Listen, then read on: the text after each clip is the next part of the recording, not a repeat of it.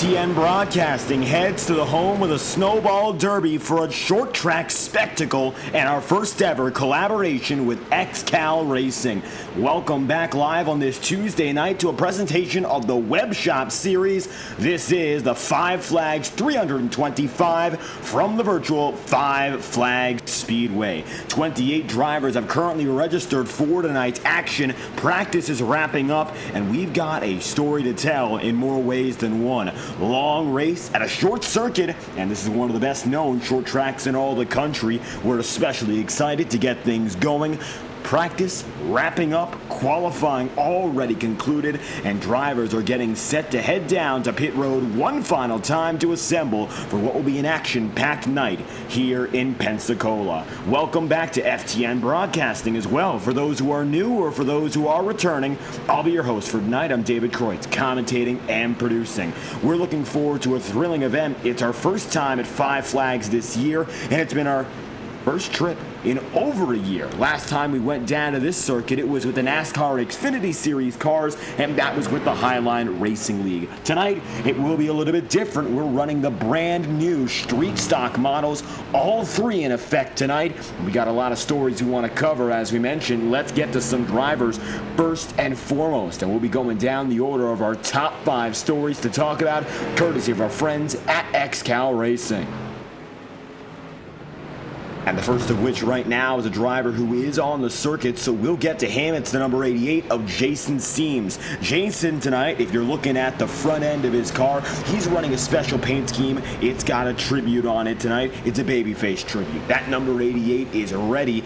It's got the Dodge badging on it and all, and he's looking tonight to catch up to our pole sitter. The driver, of course, starting up in front in Jeff Edgar. We'll get to Edgar in just a moment, but you'll also have to look at Austin Edwards. Edwards right now is 16th in the practice lineup. He's running in that number 18 and is within $50 of the lead for our Most Valuable Driver Award. Second only right now in the standings to Matt Baer.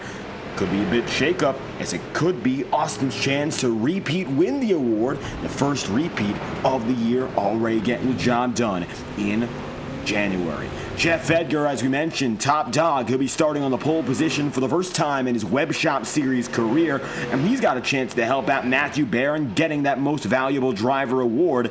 He's got a very good opportunity in working with his teammates, so watch out and see what Jeff does starting from position number 1. Now we're going to look at some of those rivalries. In second place in the practice order was Scott Gilliott, and looks like he's had quite a few run-ins with a driver also on the circuit in Steven Seams. Watch out for those short track tempers. They're due to flare. And with the final seconds of our run here, Matthew Baer leading those Most Valuable Driver standings. And he's got a chance to wrap up the title for the coming weeks in tonight's festivities. Nevertheless, Jeff Edgar with the pole position and the fastest time set in this session, coming in at a fast speed of 98.976 miles an hour, just under the 100-mile-an-hour marker.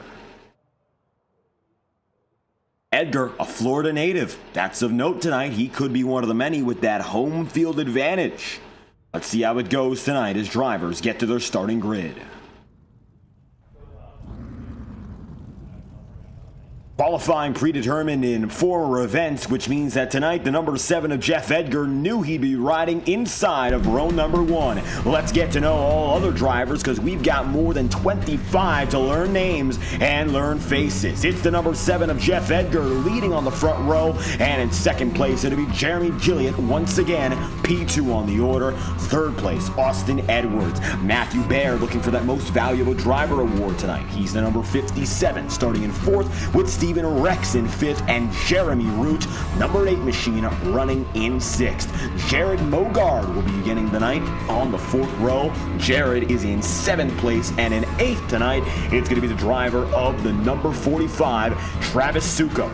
Matt Pelletier will be in the number 37, starting in 9th with James Johnson. Jimmy Johnson, shall you say. Number 39, he'll be running outside of row 5. Final driver inside the top 10. 11th place is then going to be Adam Gilliard, and Jason Seams is in 12th, with Brent Mekas in 13th, Charles Joplin in 14th, 15th for Dan Miller, and Gerard Lawrence in 16th place. 17th goes to Ryan Seams, with Albert Ewins in 18th, Cristiano Roca in 19th, and Michael Saller then in P20. Final drivers from there, they go as follows. You'll have 21st place in Joe Campbell. Kyle Martin will be 22nd, and Sean Andrews will be 23rd. Jose Godino will be in 24th, and it will be John Frilly in 25th, with Lautaro Lamberti, 26th place, Steven Seams, and Scott Gillian, the 28th and final driver on the board tonight. 14 rows and 28 drivers taken to the half-mile circuit in Pensacola, Florida, the former home and the current home of the Snowball Derby.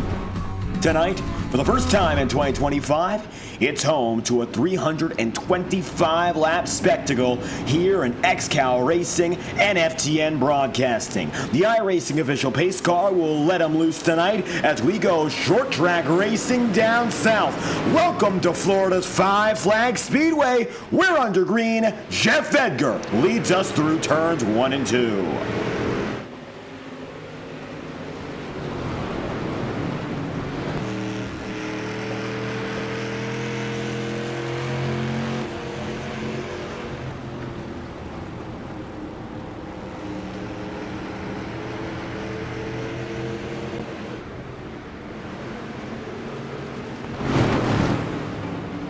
Edgar going to find himself up at the top of the board. He's got himself in P1. Jeremy Gilliard still going to be there in second. Then from there, the rest of the field remains largely anyway the same. As you can see right now, 3 laps in out of 325. Leaders are going to find themselves still amongst one another, single file for the most part, and the leaders have taken to a rather calm structure of racing.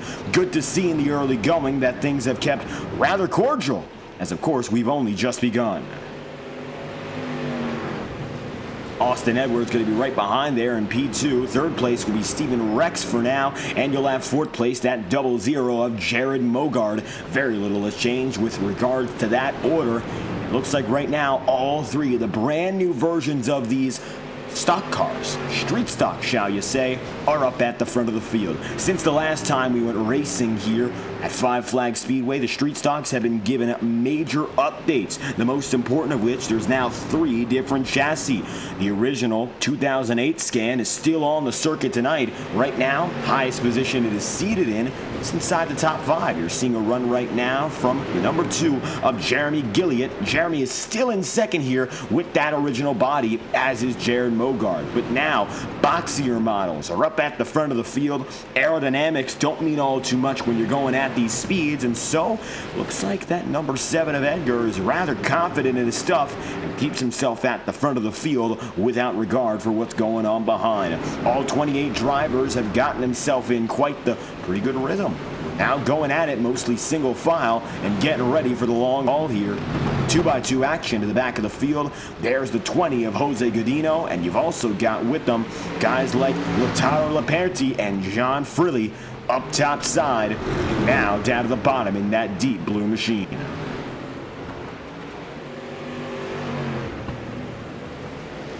Edgar currently finds himself up to the race lead, so with that said, the opening laps of this race, everyone getting a chance to settle in firmly. We've got quite a few championships going on at the same time. One we've already mentioned is the Most Valuable Driver Championship, which is scored with respect to total event winnings before incident point deductions. That's one thing that these drivers have learned already. Incident points will cost you, quite literally, 75 cents on the dollar for each incident point you get. So the dirtier you drive, the more you pay. Even if you end up the winner of a race, you could, in theory, come out losing money just off of incidents. So drivers are encouraged strongly to race clean no matter where they are. That's why you're seeing such cordial racing here. Instead of other races where most often beating and banging takes hold, every driver knows that money's on the line for each move they make, unless they end up getting a very calm and collected 0x. It still could cost them 75 cents for each and every point, which means a 4-time incident could cost you upwards of $2.50. And when you stack those up so many times at a short circuit, you could be racking up big charges. Think of it as an incident tax, and drivers want to avoid it. So if you are to be the most valuable driver, not only did you have to perform up at the front of the field, but you also have to keep yourself away from trouble. For Matthew Baer, knowing that there's winnings on the line, $600 prize pool tonight, he's got to make sure he gets up to the front cleanly if he wants to end up winning that most valuable driver award once more. He's in a firm battle for the award tonight with, as we mentioned, Jeremy Gilliatt, and if he is to lose, it will come down largely to that position. Incident points aside, most drivers are running very clean. Now the difference is raw performance on track. So that's one award that we have to discuss tonight. Most valuable driver. You want to stay clean, you want to stay fast, and doing both at once will be a huge deal. Team championship comes down to incident points, subtracting them anyway. What happens is that the highest scoring team with respect to cleanliness and performance will receive 100 points for the race. The second highest team receives 90 points, the third highest 80, so on and so forth. As a result, one great driver doesn't make the biggest impact. Instead, the teams are evaluated based on total performance and cleanliness. So the team's title, we're going to figure out how it goes because it comes down to all drivers, not just one, such as, of course, the most valuable driver award. And the car number ownership championship is happening at the same time. Say, for instance, Jeff Edgar here was racing in a different car number. Then the number would get points as if he was in the car. It wouldn't matter whether or not he was, or if he took a race off and had a substitute driver, the championship for the number would continue on. With that being said, 30 races being scored throughout the entirety of the season, its score and bonus points would be tabulated, and of course whoever comes out as the owner for the highest scoring car number gets away with the championship. The big one to watch tonight is going to be that most valuable driver title, and of course, with our pole sitter Jeff Edgar still on top, he's got a chance to help out with Matthew Baer. Those two drivers working each other pretty well. Currently, Matthew is in 15th, and he's making some minor gains so far. Coming up, of course, on the up and up, Matthew Baer, he started the night from 4th. Had to go down to the end of the line, and now you see him all the way dead last in, according to time and scoring anyway, 28th. So for Matthew, definitely a strong start, but it's pulled down somewhat by where he is now, dead last as a matter of fact. He's got a long ways to go, falling back throughout the entirety of the order, and he's already one lap down. Meanwhile, Jeff Edgar at the front of the field, and he has held no prisoners so far. He's made it through one lapper on pace. Matthew Baer went down to begin the night. Steven Seams is also one lap down. And still, no battle for the race lead. Austin Edwards has not had a chance to even touch up to the back end of that race leader. Last time we went through this event, Kyle Martin, another driver to mention. Currently, he's on a huge charge. He's gone from 22nd up to 12th, and this is very notable given his performance last year. He ended up with a black flag during the middle of the race, and despite that fact, and despite, of course, the fact we've seen some great green flag racing already, he was able to overcome that penalty and make his way up to P3. Getting a top 5 finish despite a penalty. And of course, he's starting pretty deep in the field, but he's already made it up 10 positions. Compared to other drivers on the circuit, he's one of the biggest movers and the highest moving driver to start outside of the top 20.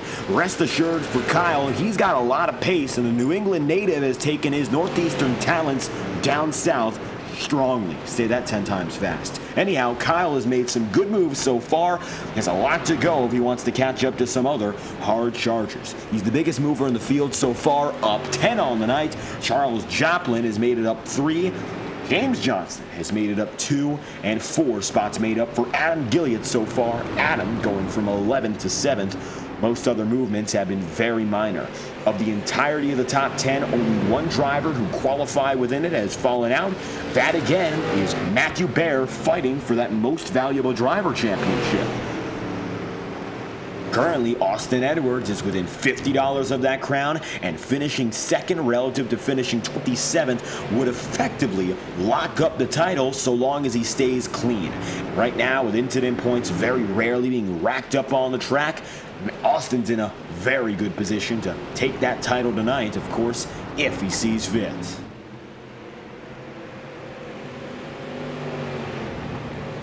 325 laps, give or take 175 miles on the day. So far, all of them have come clean, all 30 opening laps. James Johnson, the number 39, Jimmy Johnson, as we call him, might not be the 7-time Cup Series champion, but so far given a valiant fight in the middle of the field. One of the many drivers who's gotten his chance to race tonight, and he's running alone for Fast Lane Motorsports. As it stands, he's working with Jeff Edgar. Although he's independent of the Fast Lane team, Edgar is an owner for multiple cars, and Johnston is one of which. For Jimmy tonight, 22nd in the most valuable driver standings in 2023, a career best finish of second place 2 years ago in Bristol, and pole for the 420, which he finished 6th in last year. Johnson, he's got himself speed and he knows it, but last time we went out racing at 420, well, it came down to a mechanical failure in which his load cell pedals completely failed during a pit stop. Even though he was able to get that pole position, didn't come out the exact way he wanted. Now, with no battle in that equipment problem, he's been able to solidly make his way up. That was the pass for 7th. He just made it over the driver who you see right behind him there. That is going to be the 37 of Matt Pelletier. Matt right now going to be running position number 8 as a result of that quick maneuver. Tonight, he's riding with the Riding Dirty crew, his owner, Brett Menkes, and a 2024 All-Star feature winner. A few accolades for this driver. He also did it in 2022. Overall, nothing much else to remark. He has been running solid to open the night, that's for certain. And of course, Jeff Edgar right now, the story of the race, running for his own team and of course the owner of many others. He's the owner of Fast Lane Motorsports, and with that being said, 2024 team owner champion. And of course, getting that first pole position to start this season, a major accolade, continuing that momentum. Tonight, he doesn't have to deal with all too many drivers, but he's been well known, of course, for a few incidents. A few incidents in regards to Cristiano Roca going back and forth with his team and his teammates. That's caused some tensions in the past. Right now, it doesn't look like it's occurred at all. Cristiano Roca, the number 48, is running at 19th where he started, while Edgar finds himself as quite the dominant driver overall in terms of racing and the team ownership aspect. The Flaming Karma Racing team is a 2-car operation. Gerald Poole owns it. Roca is one of its drivers, and he's got himself that conflict with Edgar we mentioned, but he's quite the driver in his own right. 3rd place in the XCAL event in Martinsville last year, and enters with top 5 finishes, 34 prior starts, and 10 top 10 runs. 5 top 5s, 10 top 10s, currently no wins to speak of. But the Iberian native has a chance to do something good tonight with a lot of laps available. He's running in that original Monte Carlo. Of all 40 laps we've had to this point, very few have come, of course, without Jeff Edgar in front. Matter of fact, he's led each and every one so far. It looks like his dominant string has only continued to kick off the night. If you're watching right now live on FTN, welcome. The XCAL Racing Network collaborates with FTN Broadcasting for a first ever showing of the Five Flags 325. If you have any predictions for who's going to get the race done or anything you'd like to share from the XCAL community to us at FTN, let us know in the chat room here as we see a battle for second. It looks like now Jeremy Gilliott, the driver who qualified in second, makes it back in. Meanwhile, Adam Gilliott now goes down to the bottom side as well. Trouble for Austin Edwards. It's a brief move back. So now the number 12 might be able to catch up, and the Gilliott family will keep on moving.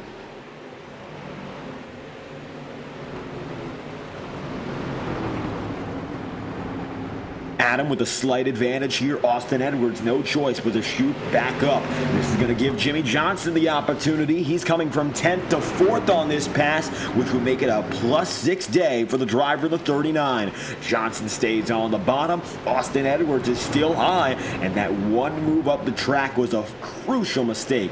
Not a fatal mistake. However, he's lost many a position already. Keeping himself on the high side means he's going to have to wait until maybe outside the top 10 to even have a chance to get back in line. This train ends with Steven Rex, and Rex right now is in 11th. So it's going to cost dearly right now to stay on the outside when the entirety of that front-running field has been making such good use of the bottom. Austin Edwards has still not gotten in, and you can see now coming to his inside, it's the number 8 of Jeremy Root and Matt Pelletier. Jeremy stays on the bottom. Matt has already gotten by, and going down from second place to what's already become a bit of a drop. Austin Edwards ends up in 7th, so he's dropped 5 in that ordeal, and he's dropped now 4 relative to his qualifying spot. Adam Gilliott is in 3rd, Jeremy is in 2nd, and the 1st and 2nd qualifiers are back in 1st and 2nd place. Looking at the stat lines for Jeremy, he's made it in a few tenths of a second, though, on our leader in Jeff Edgar. Matter of fact, for 4 consecutive laps, he's been able to nail down about a tenth and a half each and every time. It's gone from 9 tenths of a second now to a little over 6. And it looks like playing those first few laps rather conservatively with equipment might have been the way to go. Remember, when it comes to equipment tonight, unlimited tire sets, so use them how you'd like. But we have a fuel limit which comes in at 30%. And that's where things become more important. We're expecting that no matter what, drivers have to go down a pit road at least once today. Most likely going to be a 2-stop affair.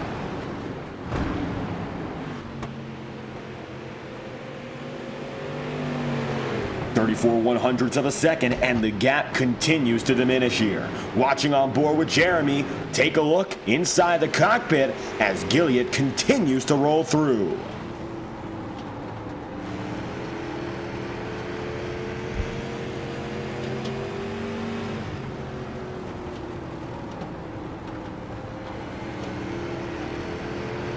Telemetry on the left side of your screen will show you as Gilliott sets up the pass for the race lead. Jeremy down to the bottom side, and he's closed that gap fully. The inside has been dominant today, and if anyone gets there, it looks like there's no turning back. Gilliott takes it deep. He'll take his Stimulus Racing teammate right there with him. Jeremy and Adam, the Gilliott family, up in front tonight. That's going to move Jeff Edgar down to P3, and Jeremy's now at the top of the board himself.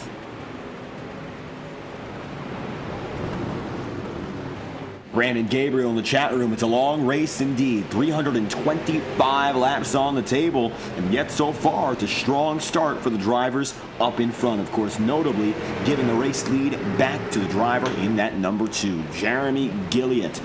Gilliott tonight looking for a big win in that number 2. He's, of course, got Adam behind him, but right now the focus all on Jeremy. Running with Stimulus Racing and his team owner being right behind him, and Adam currently he's looking just to rack up some more accolades. 6th place in the most valuable driver rankings, 12 top 5 finishes entering the campaign, and not a win to record relative to those performances. And yet Adam behind him even more credited. Right now running in 2nd place, the owner of Stimulus Racing, 3rd at Lucas Oil Raceway, 3rd at Thompson, and 2nd place in Oxford. 13 career top 10s, only 1 pole position, however, and found himself the 2nd place finisher at the XCAL Racing 420, powered by our friends at Buck Kicker. He's a podium finisher many a time before, but now the Gilliotts have a chance to break through and come forth for a victory.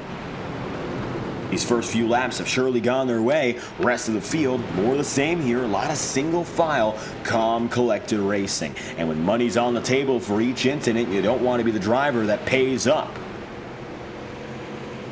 To the inside of Jared Mogard here. That's going to be the number 10. It looks like it's another maneuver from Kyle Martin. Martin's gotten by even further. That's going to put Kyle right now, looks like still P12. But just behind him, you're going to see Mogard continues to fight. Lap machines are now coming to the play. That's exactly what we're seeing. Matthew Baer right here running at pace, and the unfortunate issue of coming down to the pit road in the opening laps and falling 1 lap down. He'll need that miracle of a yellow flag or any interruption to have a chance to get back up and in the fight for that most valuable driver award. A moment like this is a horrible reminder of where he is relative to contender up in front. Of course, that would be running in P8 right now, Austin Edwards. Gerald Poole in the chat room talking about his 6-car enterprise. That is Flaming Karma, and many of those drivers we haven't spoken about so far. And it's a great reminder as we talk about one of the biggest teams on the rise tonight. Let's go down the order that we were provided here, courtesy of our friends at XCAL Racing. Charles Joplin running in 10th right now. He's that number 89 on your screen. He's one of those 6. And when it comes to Charles, he's running right now, as we mentioned, working with Gerald Poole. He's hoping tonight to stay away from the leader in Edgar. It looks like some tensions not only with his teammate in Cristiano Roca, but the entirety of the team with that Edgar enterprise. His first win came in the fall of 24, a victory in Martinsville. We previously mentioned Roca, so we'll go from there and talk about our friend, the number 91, Lautaro Lamperti, right now running in 17th. So far, it's been a game of gaining. 26th up to 15th for the driver of the 91, and good reason to watch. One of the most accredited of all time. Unfortunately, if we speak to him, he likely won't give us anything in English, but he does speak Spanish. Linear race winner, he got it done last year, the Rookie of the Year in 2024, and moved out of the way for his teammate to give away a victory in Michigan. Second place in Concord, third in Thompson, second in Kansas, second at Bristol, third at Martinsville and the Legends Oval, and those all came in his rookie performance. No doubt, he's got a career ahead of him with so many podiums racked up in just one night. Not the strongest of starts in qualifying for today, but you can see he's already made it up through give or take half the field.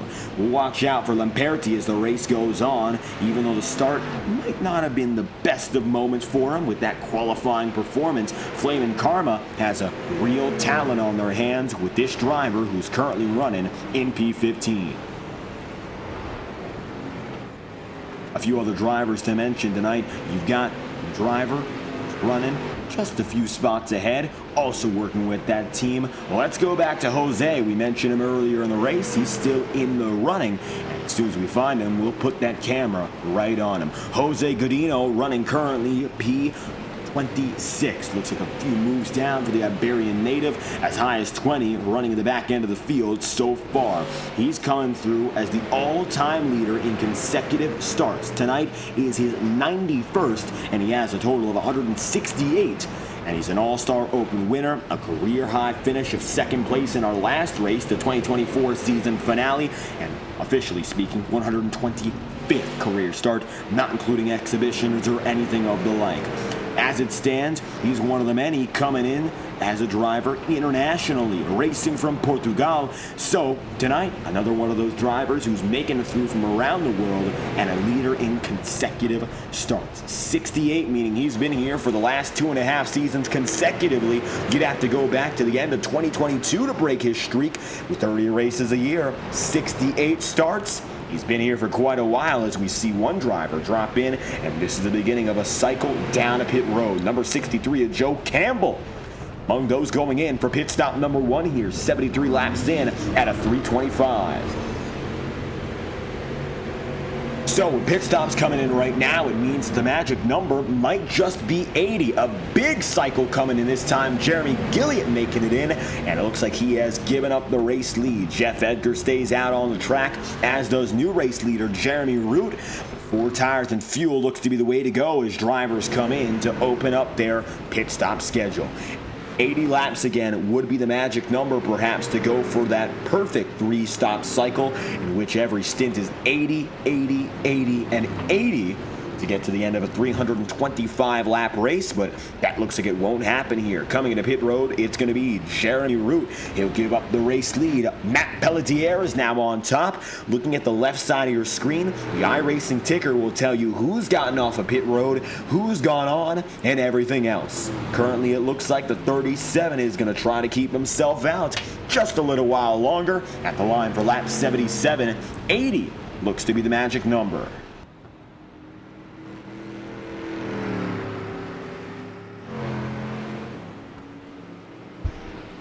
Peltier dives in. This will instead give Austin Edwards the opportunity to take the race lead, and it looks like with this lap he will choose not to relinquish it.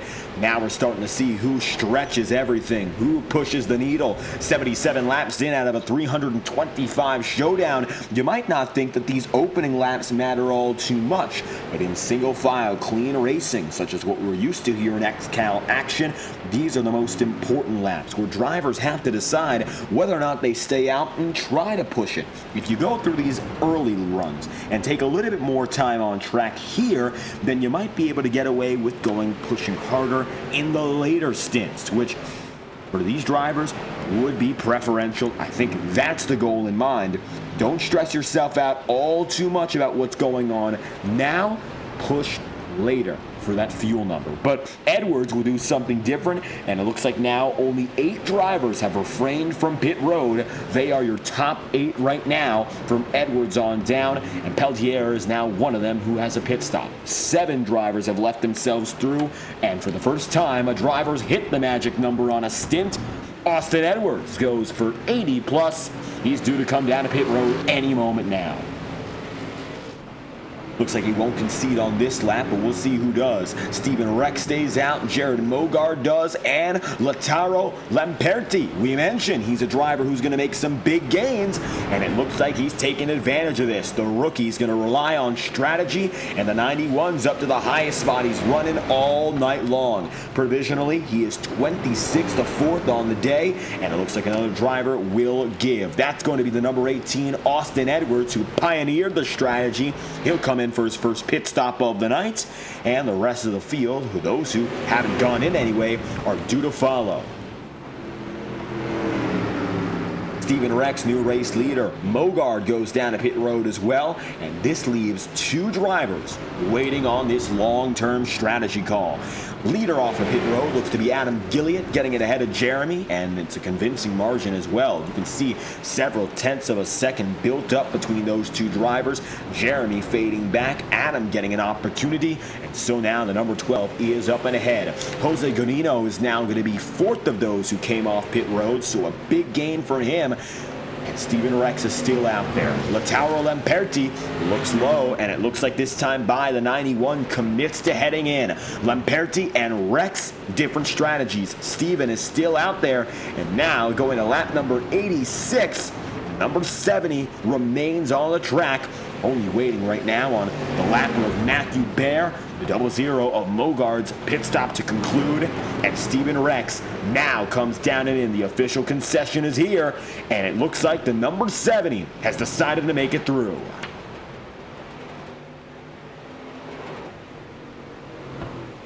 With this pit stop, it looks like Matthew Bear will take at least a temporary race lead as he's stayed out on the track longer than anyone else here. The lapper, having that issue, of course, starting the race from the back end, he's now going to have a chance to stay up in front and has the whole field practically a lap behind him, with the exception now of Stephen Rex. Rex getting his service, 4 tires and fuel looks to be the way to go.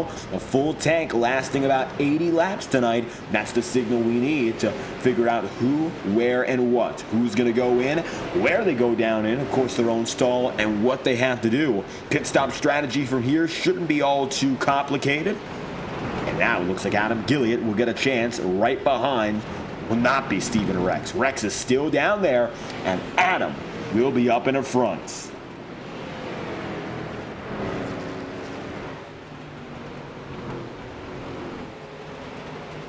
Matthew Bear notwithstanding, this is your current top 10. You'll have Adam Gilliott and Jeremy Gilliott positions 1 and 2, with Jose Godino then in 3rd. Matt Pelletier will be 4th, with Jimmy Johnson then in 5th. Jeremy Root will be in 6th spot.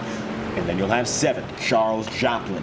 8th place will be Travis Sukup, and Jason Seams will be 9th. Kyle Martin will round out the top 10 as Matthew Bear goes down the order. Right now, Matthew's still on pit road, and he'll be put 1 lap down once again as a result of his alternative strategy call. Nevertheless, the rest of the field has gotten away pretty strongly, and Adam Gilliott is back exactly where he expected to be.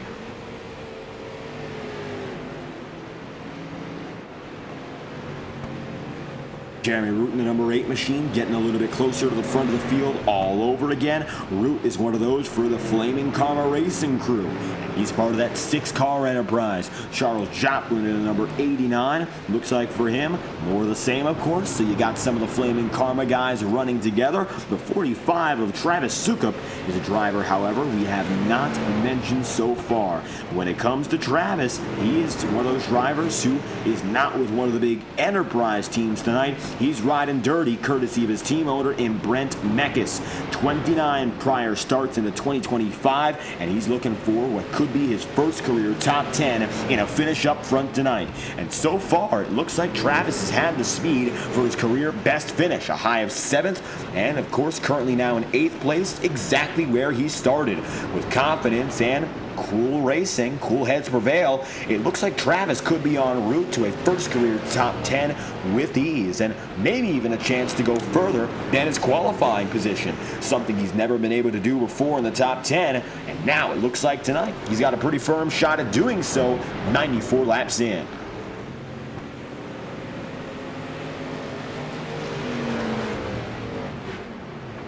Austin Edwards now going to go from what is 3rd to 11th, so a down and down race so far for the driver of the number 18. The struggle started when he was fighting inside the podium, and you saw him going up top and losing himself up there. It looked like, unfortunately, just not making the right calls with line, and he was passed by 4 drivers back to back to back.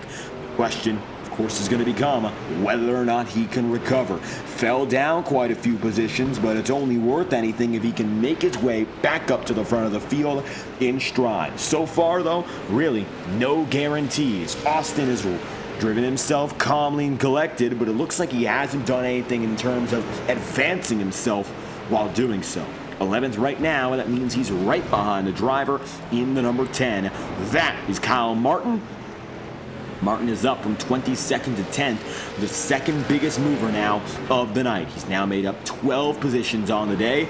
Martin looking for his second consecutive top 5 run in this event, and it looks like so far he's made most of the steps necessary. He just needs to go for one more for that final opportunity to make it into the top 5 here and get those final few positions all to himself. But the biggest mover has become Flaming Karma's number 20, Jose Godino. And it looks like so far he's been able to redeem himself from a shakier start, 24th up to 4th. He's gone 20 positions on the night in terms of straight up gains. He was as high as 3rd briefly, but it looks like right now he has settled inside the top 5, and given where everything began for this driver, I'm sure this is a real good place to be in. I don't think he minds at all the fact that he has gone this far of a distance so far. Maybe a chance for him to do a little bit more as the night goes on, but it's an impressive beginning for a driver who, no doubt, has worked for it. Jose remains in P4 here. The battles have gotten rather sparse, shall we say. Haven't seen all too many of them in the last few. The closest drivers in the top 10 are at the back half of it. So we'll go there and look at what's going on with Seams. And just behind him, you're watching number 10 of Kyle Martin. Now Kyle is looking to pass Jason, and this is a battle between 2 drivers who have both been on the up and up. 12th to 9th for the man in the number 88, and 22nd to 10th for Kyle Martin. Kyle has definitely made up more placements so far, but who's to say he's got the stuff to make up this one? Let's ride on board with Martin here and take a lap as we look at the telemetry in the bottom left.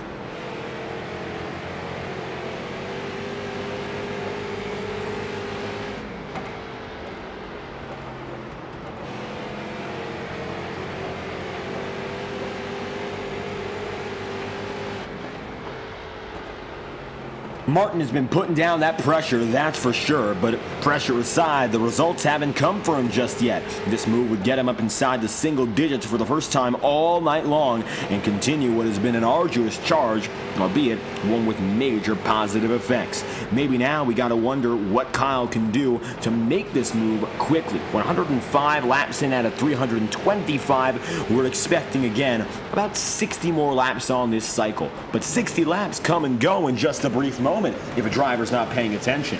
Lappers on the outside, no contact there, and we keep on moving. For a lot of the FTN viewers who are coming in tonight, you might not know what XCAL Racing is all about, but if you're watching so far, I think you've noticed one thing.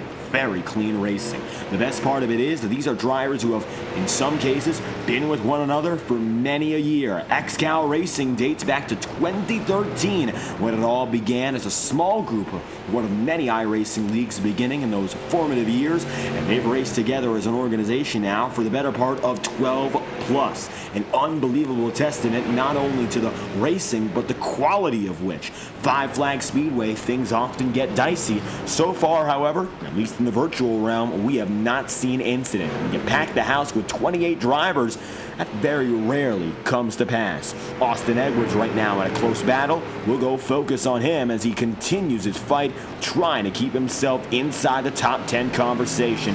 That's the number 18, and he's currently now making a move to the inside. And that's on Kyle Martin. Martin in the wall there. That will cost him, and that could be $1.50 off his winnings tonight just from that minor hit.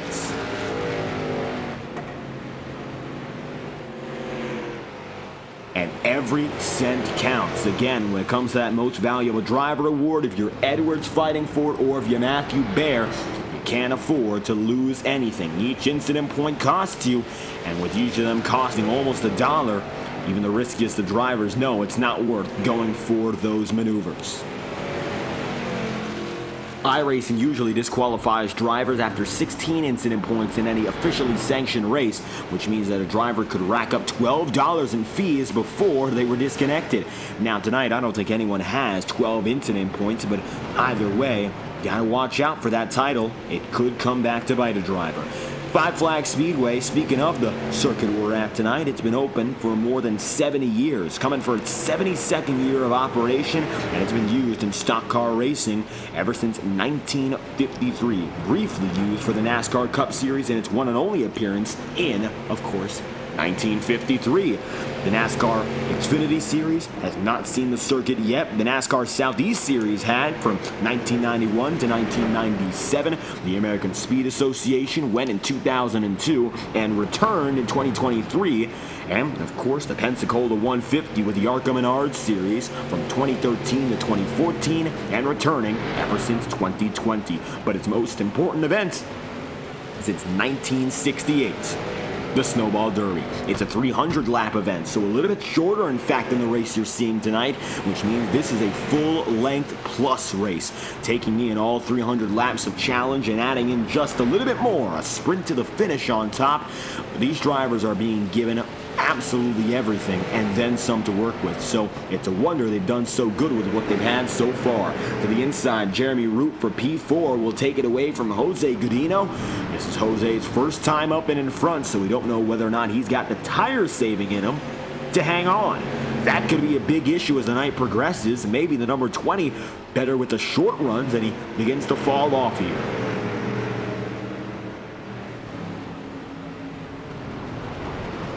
$120 laps so far, currently up in front, Jeremy Gilliatt and, of course, Adam Gilliatt. However, now, those two are very far apart from one another. Adam is still the race leader, but he's up and ahead by 1.5 seconds, and it looks like he's coming up on the number 22 of Scott Gilliatt. While the other Gilliatts are first and second, it looks like Scott has been falling behind tonight.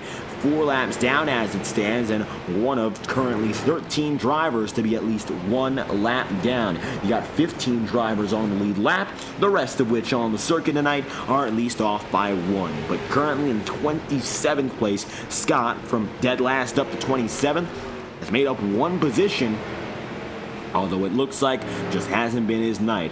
And it looks like the Gilliatts are front and back on the circuit today, as now Adam goes to the inside, and that number 12, the 22 lets by, and the same continues as Jeremy's up next.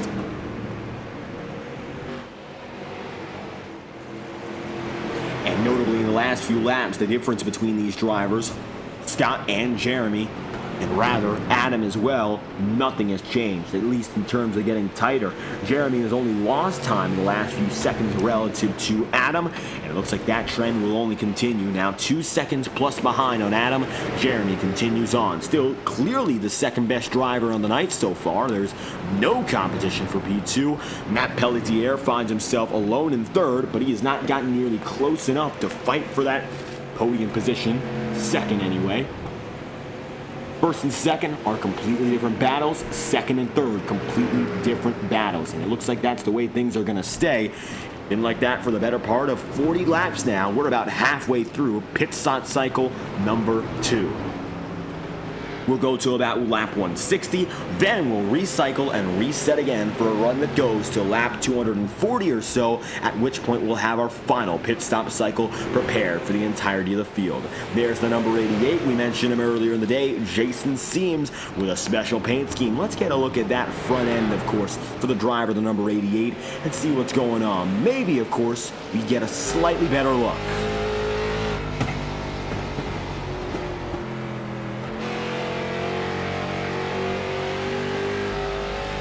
Looks like right now the only look we're getting is inside that cockpit, but so far for Jason Seames, it's been a good night, making some gains on the up and up. However, he's only currently up 1 for the time being, with a babyface tribute on the front end. Currently, the 88 is running inside the 11th spot, fighting for a chance to get up inside of the top 10.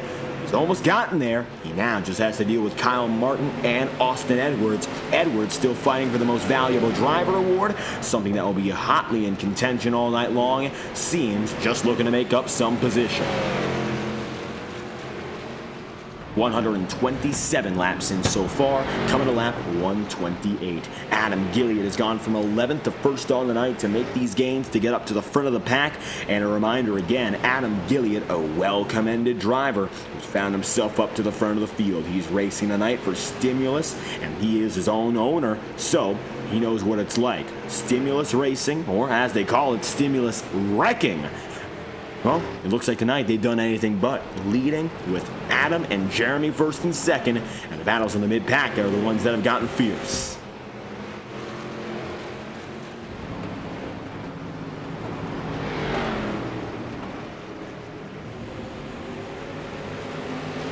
Still, the top 10 battle as tight as it's been all night long. Looks like some support in the chat room. Thomas coming in.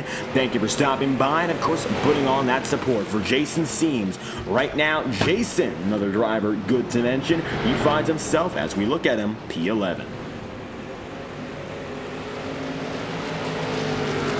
So, of course, if you are watching right now live on FTN Broadcasting with XCAL Racing, if you have a favorite driver or one you think who's going to get the job done tonight, let us know in the chat room. We're reading all chats and suggestions tonight, so make sure to let us know what you're thinking. Just subscribe to FTN Broadcasting. It's free, and we hope you enjoyed tonight's coverage. We're only getting started here with XCAL and their special events, so we'd love to have you tune in and give us a little more insight as to what's going on. A lot of great teams, a lot of great drivers, and so far they've given us a great performance. 133 laps in, still Adam and Jeremy up in front. We're looking at Jeremy once again.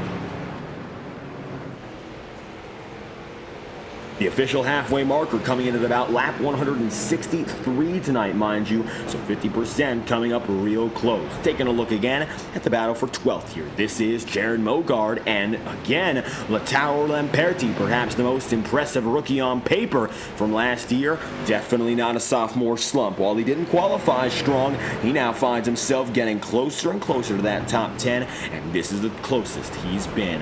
Within now 0.2 of a second of 12th place, Lamperti has a chance now to put down that pressure and do so cleanly. He's gone from 26th up to P13 under green. And that's a gain of 13 places, which, relative to everyone else on the field tonight, that is the highest gain.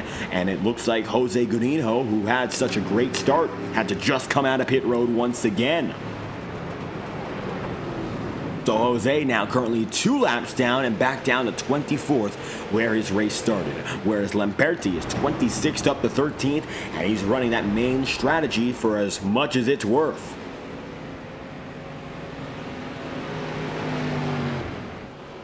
Kyle Martin now heads down to the inside, and this is a move on Jimmy Johnson. Johnson's up to the top, bottom side is Martin, and it looks like Kyle has the edge. With them, of course, he's going to have Jason Seams, and for Kyle, it looks like an easy pass, and it's going to be double trouble as the 88 makes do.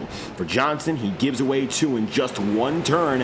Sure, he's not a fan of it, but he'll have to deal and make do for now. A little bit of contact just behind, and that could be a yellow flag. Slow car, and that is the number 9 of Michael Saylor. Looks like some suspension damage, if anything, but he's gotten himself back going. Saw a little bit of screeching on the track. Nevertheless, he'll continue on. The number 9 looks to be just fine, although we saw him significantly off pace. Michael, 21st on the order, and he's coming down a pit road here, so he'll concede something definitely wrong now with that car, and it looks like he's going to take care of it at the very least. Take a look back for some 40 seconds, and that might give you a better understanding as to what just happened. So, we're going to take that look once more. Driver who we were looking at was the number 9, Michael Saylor, and he was running up to the top side of the track. As he found himself up there just trying to put up some momentum, it just doesn't look like it was going through. So, Saylor's going to come down to pit road and hopefully get himself fixed up. Michael, though, is 3 laps down as a result, and he finds himself very lonely on pit road as very few decide to go in. Here's one coming right now, and it looks like that's the driver of the number 39. Jimmy Johnston makes his way through, and pretty early at that, after some 60 laps on the stint. Nevertheless, Johnson coming in for full service this time by, and we're within 20 laps of the pit window opening for many, although it looks like now Adam Gilliott decides to make it through, and the pit road cycle will continue. Left side of your screen will reflect this, so take a look at the pit stop counter. If they've gone down for 2, they've gone for their second stop of service. If they've decided to keep themselves out, they're on their first and their one and only pit stop of the day.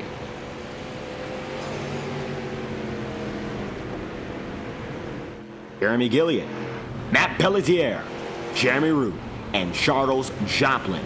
That's your top 4 right now, with Adam Gilliott now running outside the top 5. It'll be Travis Sukup who makes it in. Now we're getting real close to the halfway marker, and this pit stop cycle will be all that tells. Coming into pit road, here comes Jeremy, and relinquishing the race lead, Matt Pelletier now gets control. A great effort there from Matt, 9th to 1st on the day, and he continues what's been a very strong run. Brought to you by our friends at Butt Kicker, and I'll tell you this much, FTN Broadcasting and Butt Kicker have a strong relationship, as do XCAL Racing, with the Highline Racing League and, of course, their support tonight. Butt Kicker has provided some of the best sim racing hardware on the market. Check out buttkicker.com for additional information. There's no better place to go when it comes to your tailor-made sim racing hardware needs, especially on the iRacing market, than Butt Kicker. They've been helping out with the Highline Racing League for several years on FTN, and they've been with the guys at XCAL for quite a while as well. So for the number 37, he's doing a pretty good job representing some of those strong sponsors. As tonight, Jeremy now finds himself as your race leader.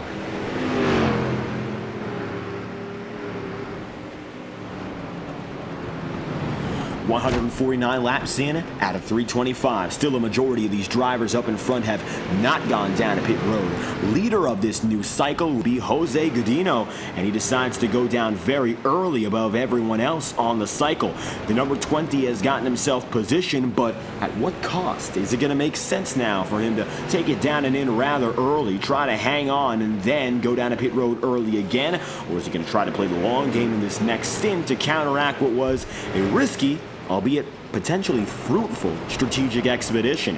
He goes down before anyone else, but that means he'll have to keep going down early to compensate. And with 80 laps being the money number, well, I'm not quite sure if that was the right way to go. Gilliott is now going to be behind. That is Adam Gilliott. And it looks like for Jeremy Gilliott, more the same. Jeff Edgar, in fact, has gotten ahead of Jeremy. There is your pole sitter running in 15th now, although relative to those who are off of the cycle, he would be net third.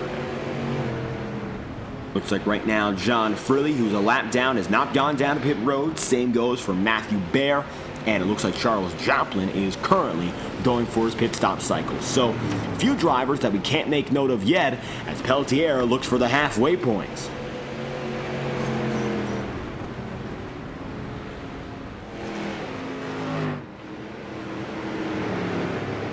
Jeremy Root remains now P2. Austin Edwards is in third, and the most valuable driver award, the fight, stays on.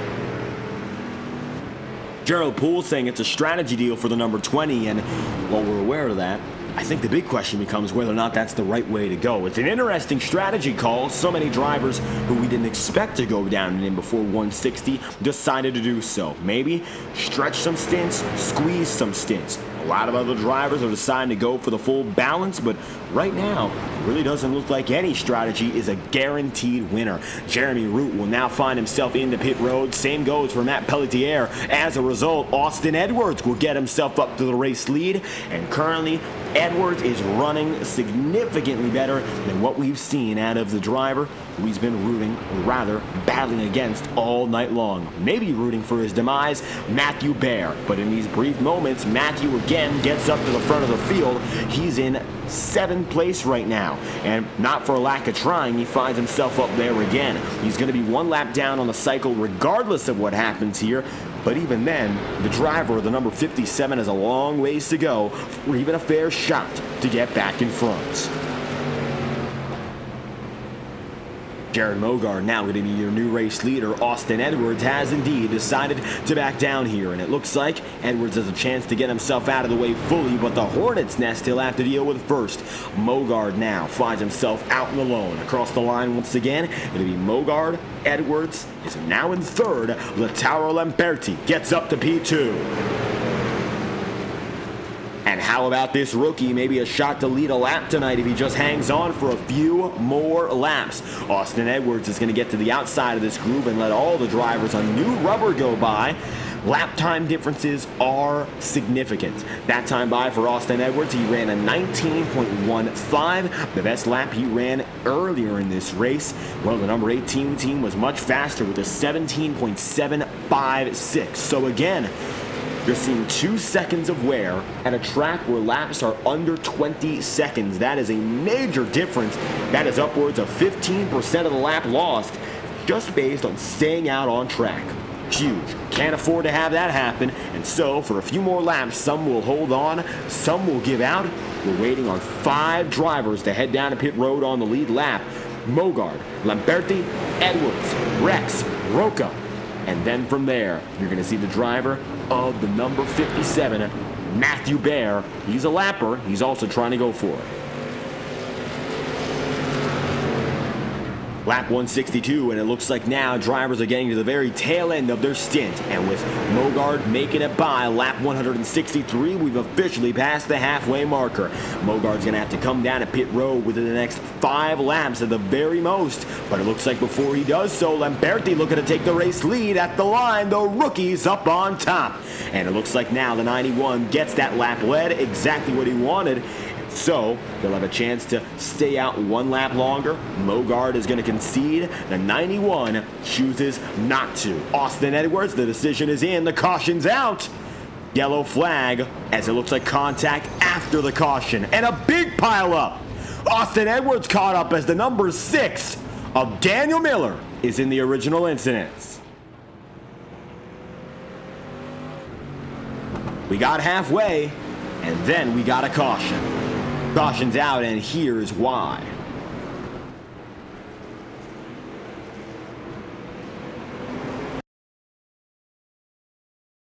What happened was this, as we take it back to your live feed here and figure out exactly what's going on.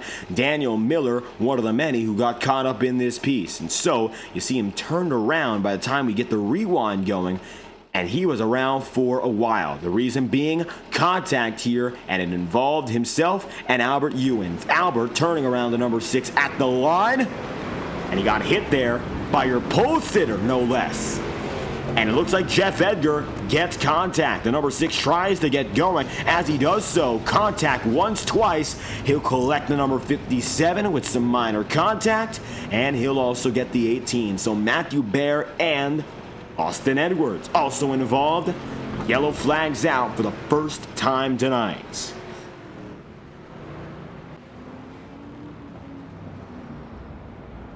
Race leader according to timing and scoring that time by was Jared Mogard. And it looks like right now it's going to be that number 00 who heads down to pit road instead.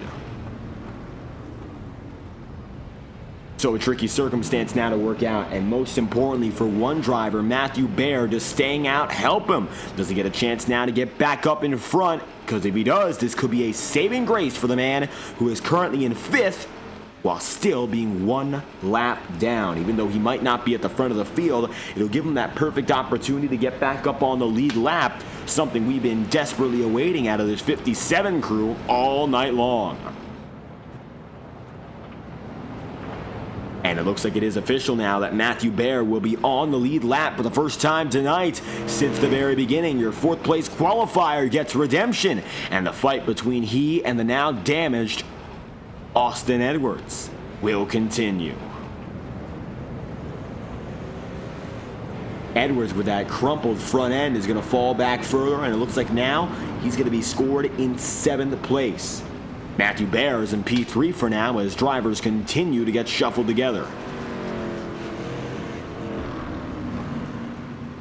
2 laps to green this time by. Get a little bit of time on standby, so we're going to give some brief messages from our partners and associates live at FTN. You're watching coverage of the XCAL Five Flags 325, and we'll return right after the following messages. You're watching FTN Broadcasting, and you won't miss a thing, so stay tuned right after this.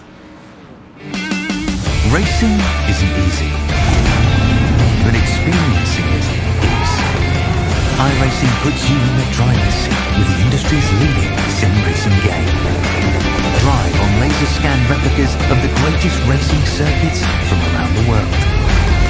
Go head to head against other drivers chosen by skill-based matchmaking to ensure competitive racing at every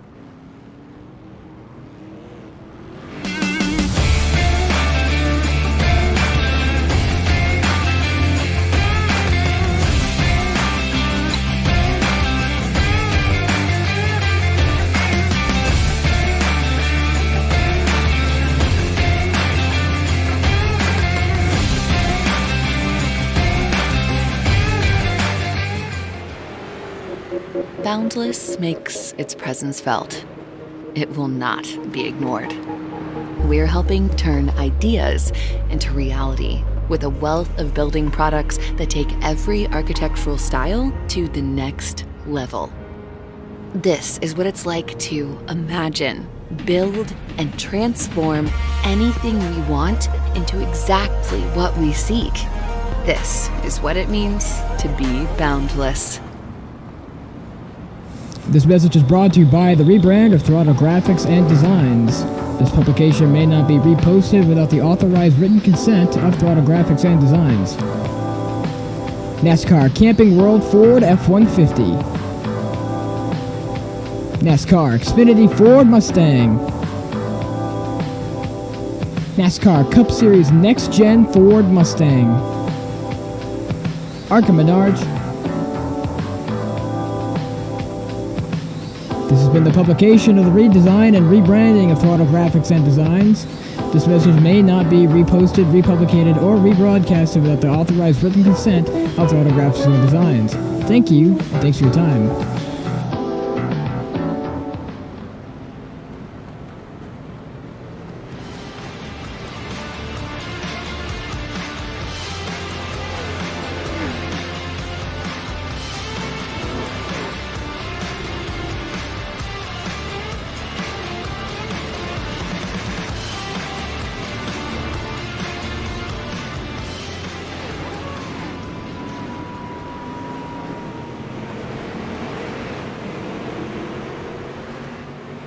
Leaders now coming to green, and it'll be led by the number 12 of Adam Gilliott. Let's get going once again. Green flags out and 5 flags, and the lappers got through. Now the battle begins once more. Up in front, the Gilliotts now leading, and the Hornets' nest they'll have to deal with right next. First restart of the night, and you're already seeing the battle begin. Matthew Baer gets a miracle. I mean, he's up to 3rd place, and he's on the lead lap, something only 8 drivers now can say as a result of that caution. His strategy call worked out practically perfect, and now he's got the advantage over Austin Edwards, something that for the first 160 laps of this race, you couldn't say with a straight face at least. Now, it's the exact opposite. Matthew's up in P3, higher than where he qualified, as long as he doesn't get himself involved involved with more incidents, where again an incident point would cost you 75 cents, well, you'll be in a much better spot. It's a much different race. The landscape has significantly changed, with only 8 drivers now practically eligible for the race win, and so many others far out of the business. So far, we see it, all drivers are still going, even 13 laps down. Jose Godino, who has completely mangled that front end. Nevertheless, it looks like the race has continued with every driver still going at it, and Adam Gilliard has not had to worry too much about working with Jeremy. Adam is ahead, and now he's starting to deal with that hornet's nest, and this is when it gets fun.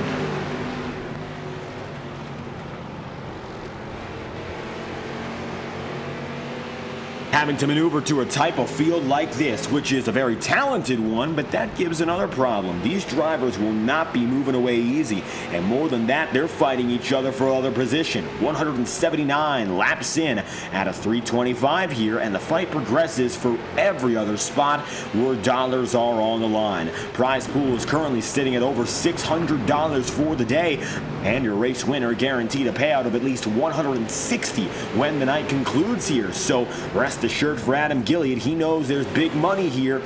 He doesn't want to cost himself any more by getting involved in an incident which could not only be a price detriment, he could lose money, but also just comes down to wanting to keep that position, one he's worked real hard for, to go from 11th up to the P1 spot. And also that rookie, 4th place, Lautaro Lamberti, who's come from 26th up to 4th.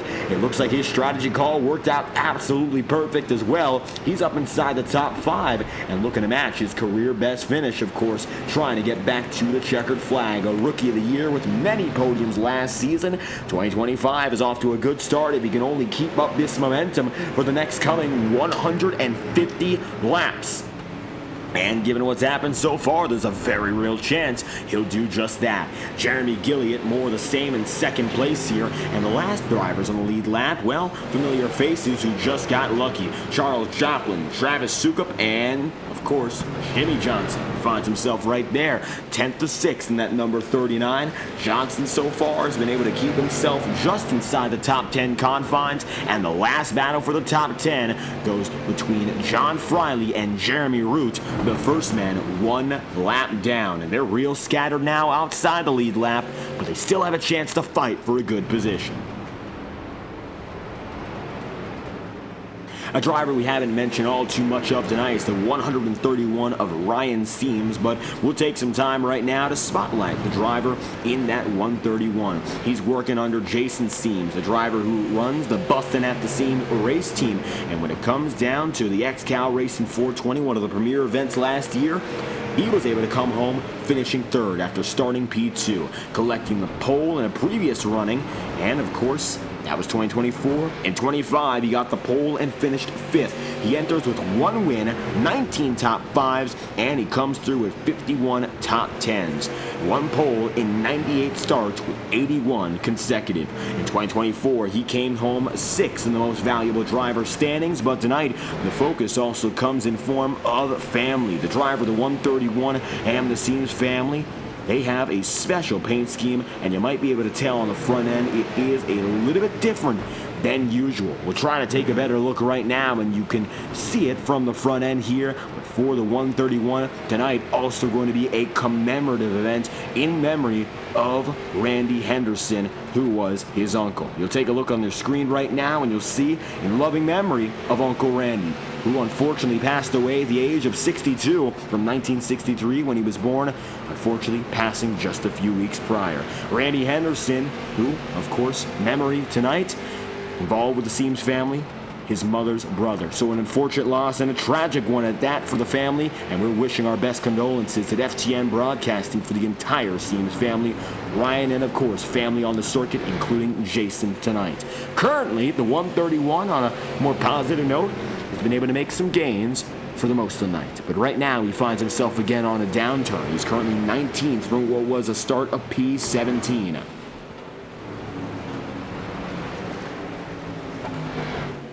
So currently the battle continues for him, and of course he's up with another driver who's off the lead lap. But this is where it gets interesting. 1 lap down is Kyle Martin, 3 laps down That, of course, is Ryan Seams. So you got a little bit of a difference as to who's where. Even if they're alongside each other, doesn't mean they're fighting each other for position any longer. Thanks to that caution shuffling up the majority of the pack, very few survived as the caution flies once again. It's going to be the number 27 of Gerard Lawrence. Lawrence goes around, caution's out.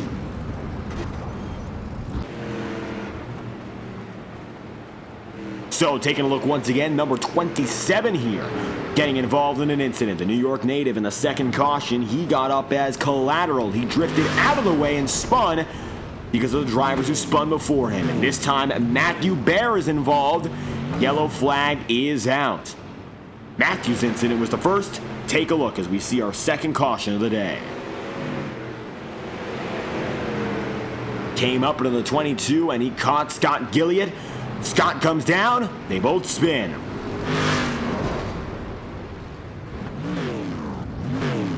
It looks like maybe just a little bit of contact from Jeff Edgar, but Edgar gets away mostly unscathed as a result of that kerfuffle.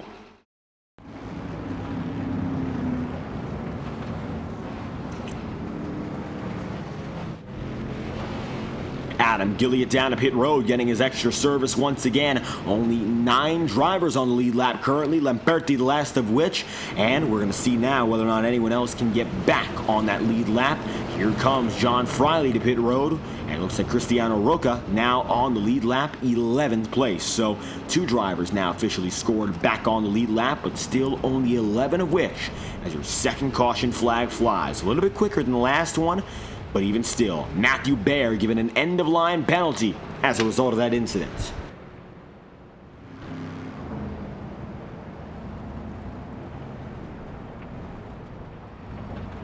The cost of the wreck not only comes in form of actual money, but losing position. John Friley waved around the pace car. It looks like John given a shot officially to get back with us. And the 26 gets things moving. We'll go back green to about lap 200 here live on FTN, but since we have a little bit of time, we'd like to thank our friends at iRacing Motorsport Simulations for making tonight possible. As a pioneer in simulation racing since 2008, iRacing has led all sim racing platforms with its realistic experience in any motorsport discipline, be it ovals, road courses, dirt tracks or pavement, endurance action, open wheel, stock cars, and anything in between. iRacing has what you need to start your sim racing career today, so register at iRacing.com. We'd love to have you join the fun, and you could race with us live on FTN Broadcasting just like that. Thank you all for tuning in live on FTN Broadcasting tonight. Action brought to you by the XCAL Racing League. You're watching coverage of the Five Flags 325. Stay with us. We'll be right back after this. Racing isn't easy, but experiencing it is. iRacing puts you in the driver's seat with the industry's leading sim racing game. Drive on laser scan replicas of the greatest racing circuits from around the world. Go head to head against other drivers chosen by skill-based matchmaking to ensure competitive racing at every level. Compete across all your favorite series. In officially licensed cars engineered to deliver the most accurate driving experience possible.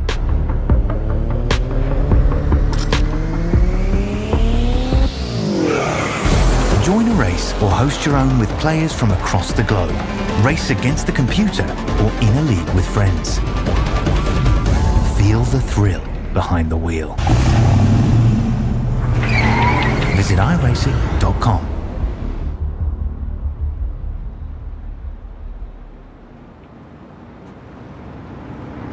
Courtesy of iRacing.com, the action continues with 126 laps remaining. Jeremy Gilliott stays your race leader, but the number 91 is now in P2. Lautaro Lamperti in second from 26th up to the catbird seat. Pace truck given a slight extension once again to organize the field. 11 drivers on the lead lap, last of which is Matthew Bear, after John Friley was given the opportunity again to get himself back up on the lead lap.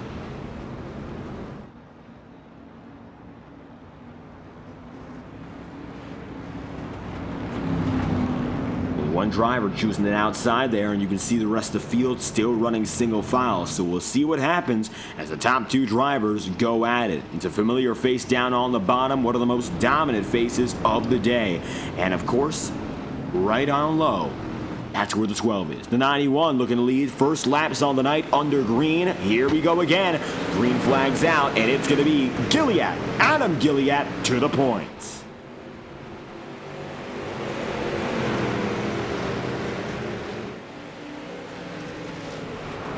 Contact just behind. It's going to be big contact there with Jeff Edgar and company getting right through, but the yellow flag, does it fly? Looks like so far it has not. Drivers get away. Looks like John Friley gets things going as the number 26 got shaken up there. Take a look one more time and you'll see what that was.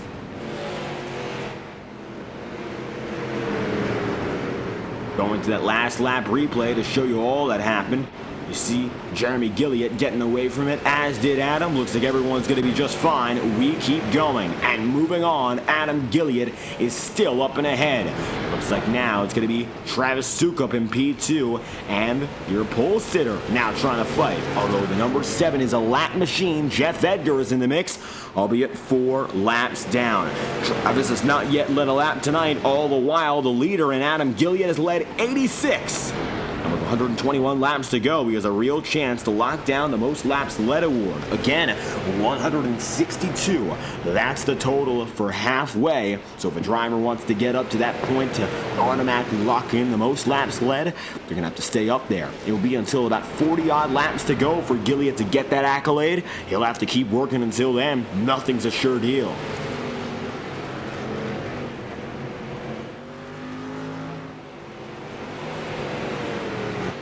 Watching for the tail end now of that number 12. Gilead's got some real pressure, and for the first time tonight is Travis Sukup, the man who's putting it on. Travis having a great night so far, and we spoke about him before, but for those who have just come in, let's speak about this number 45 once again. Sukup running with Riding Dirty, and he's looking not only for his first victory, but his first career top 10 finish. A driver who qualified in 8th and was looking strong for at least the top 10 before. Now all of a sudden has a very real chance at what could be his first ever race win.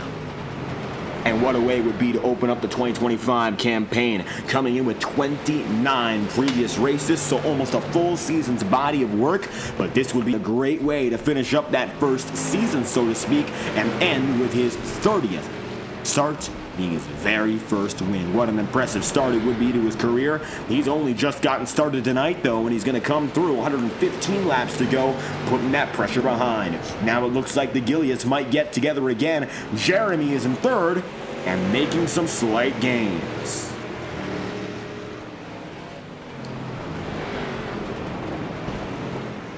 Lamperti, the number 91, is falling back into 6th place, but overall for the rookie, it's still a major net gain. Coming from 26th up to 7 on the night so far, it's a gain of 19, and it's very unlikely he falls off of the lead lap, and even still, it would be guaranteed plus 15 positions on the move for this 91 crew tonight. An excellent effort, even though qualifying was not up to par.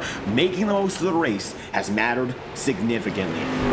So far, of the drivers who are inside of your top 10, half of them qualified 19th or worse. Cristiano Roca qualified in 19th and made it up to 9th to this point. 22nd up to 10th is Kyle Martin. He's been on a real good run, looking to go for his 2nd straight podium in this race. 25th place, well, that's where it all began for the driver of John Friley. 25th to 7th and 26th to 6th. Lautaro Lamperti, so half of the field in the top 10, so 5 drivers making it out from very low positions to get to this point. It's an unbelievable effort from all of which, and only a few of those guys who really began this race up top have stayed there. Jeremy Gilead is for one. Adam Gilead made it up from 11th on, but he's been real good. He's been absolutely dominant since he got up there. And nevertheless, with 110 laps to go, looks like he still has time to spare to keep his lead.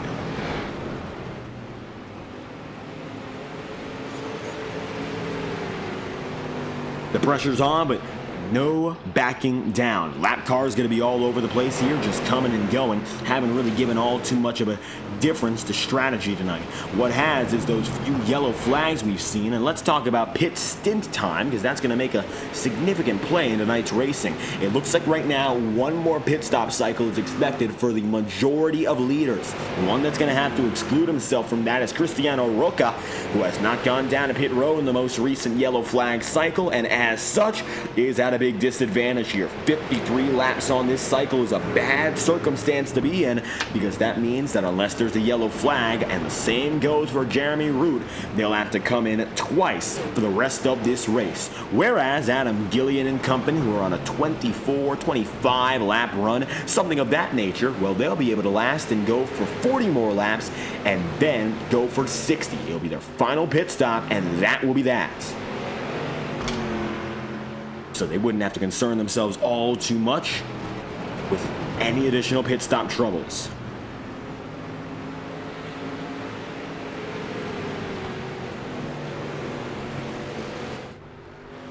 Still, bumper to bumper for the race lead. Rest of the field really not going to be connected by any semblance. The top 10 has one close battle right now with Kyle Martin. Martin going to the inside on Roca, who's got that older set of rubber. So a clear advantage for Kyle Martin will bring him in, and that's going to get him back up in the 9th, which is one of the highest positions he's running all night long. He's been able to break into the top 10 several times tonight, and yet hasn't been able to get the job done in fully going through for the top 5. But it's easier said than done, and right now it looks like Cristiano giving some trouble down on the bottom side, swapping roles, swapping lanes, and the inside still holds the edge, but the 10 is going to come through with some contact.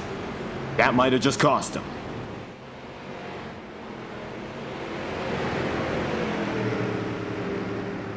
So it looks like the 10 of Martin gets back in the line, only to go for that slide job again, and this time it really looks like the 48's out of it.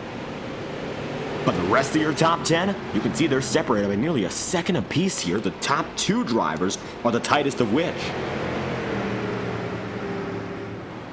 And the major difference between what we're seeing up in the front of the field to what's going on down back, well, it's evident, and it's only because the organization of this race as a whole has just shifted tremendously.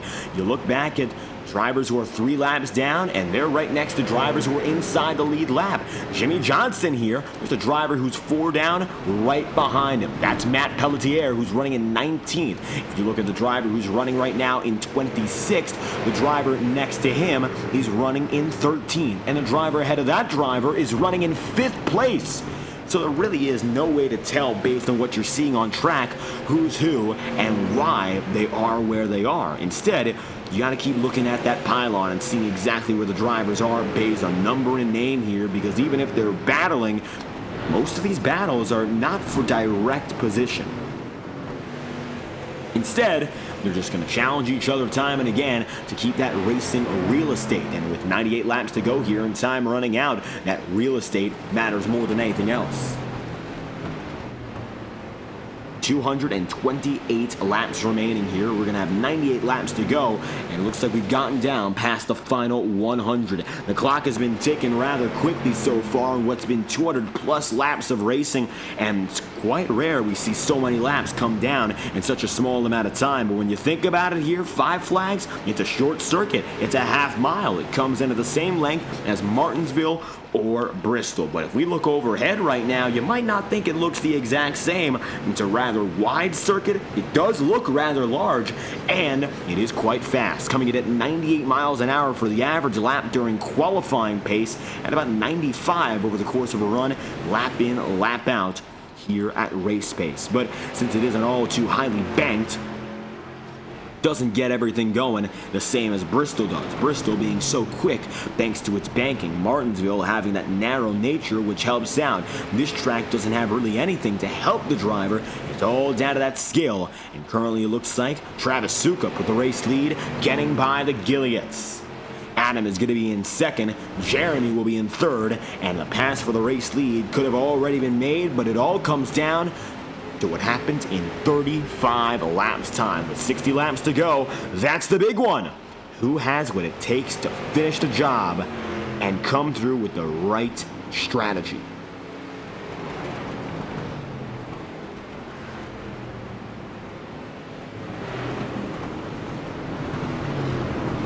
Lamperti in the 91, still here in 6th. Looks like catching up ever so slightly to Jeremy Root. 3 seconds behind Matthew Baer is not fighting anyone, and Matthew's recovery on the day has been almost impeccable. Again, he is in 7th here. Austin Edwards, who's fighting for that most valuable driver accolade, is running in P12. So a 5-point advantage, 5-position advantage.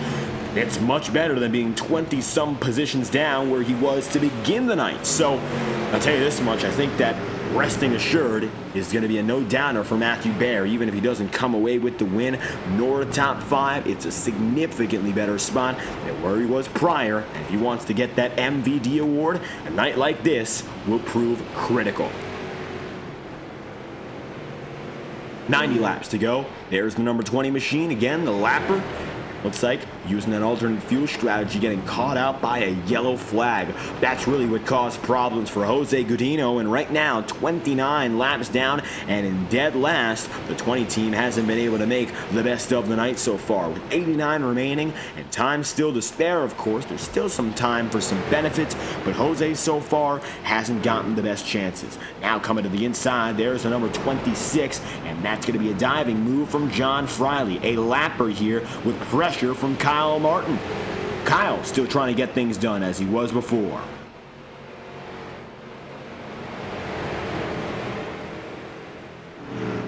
Kyle Martin looking low. Looks like this time by he's going to be forced at break. The 26 moves up top. The number 10, no choice for him any longer. He will take the dive bomb, and it looks like this time through works out rather well. Into turns 1 and 2, more of the same. And so often, just getting that low groove is the necessary advantage. There's no other way around it. If you get by on the bottom, you're usually good to go. Joe Campbell now trying to make it more of the same, albeit Campbell's 1 lap down and trying to fight this fight. Nevertheless, we'll see what he can do here, but 14th place and a lap down, he's up with the leaders, and maybe he's going to make some movements.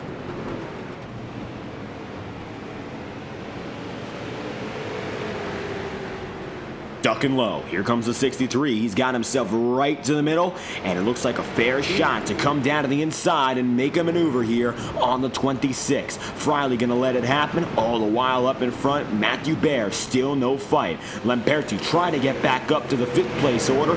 He was previously there, but it looks like now Jeremy's gotten away. Looking at stint times, even still, Jeremy's done what we thought was the impossible. He's gone for 75 plus laps, but right now it looks like 82 is still the limiter. He's made use of caution laps, and he's made use of all those breaks in between to try and stretch it out, but even still, it looks like he'll be some 20 laps off when the rest of the field decides to go in. It's a valiant effort, and it's really the only one that he can make. But right now, it's going to be dicey. Pit road imminent for this 8 team, and it could come down to whether or not there's a caution or not for the rest of the race, so as to if he can get things going.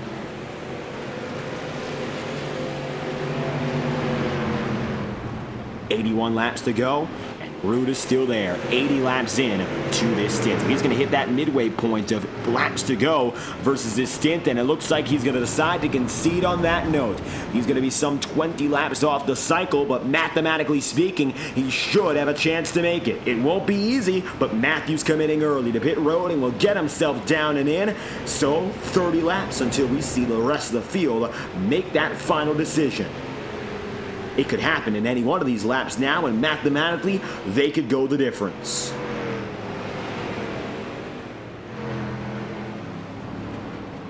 Checking out our pit stop count, most drivers have gone for somewhere in the range of 3 to 4 pit stops.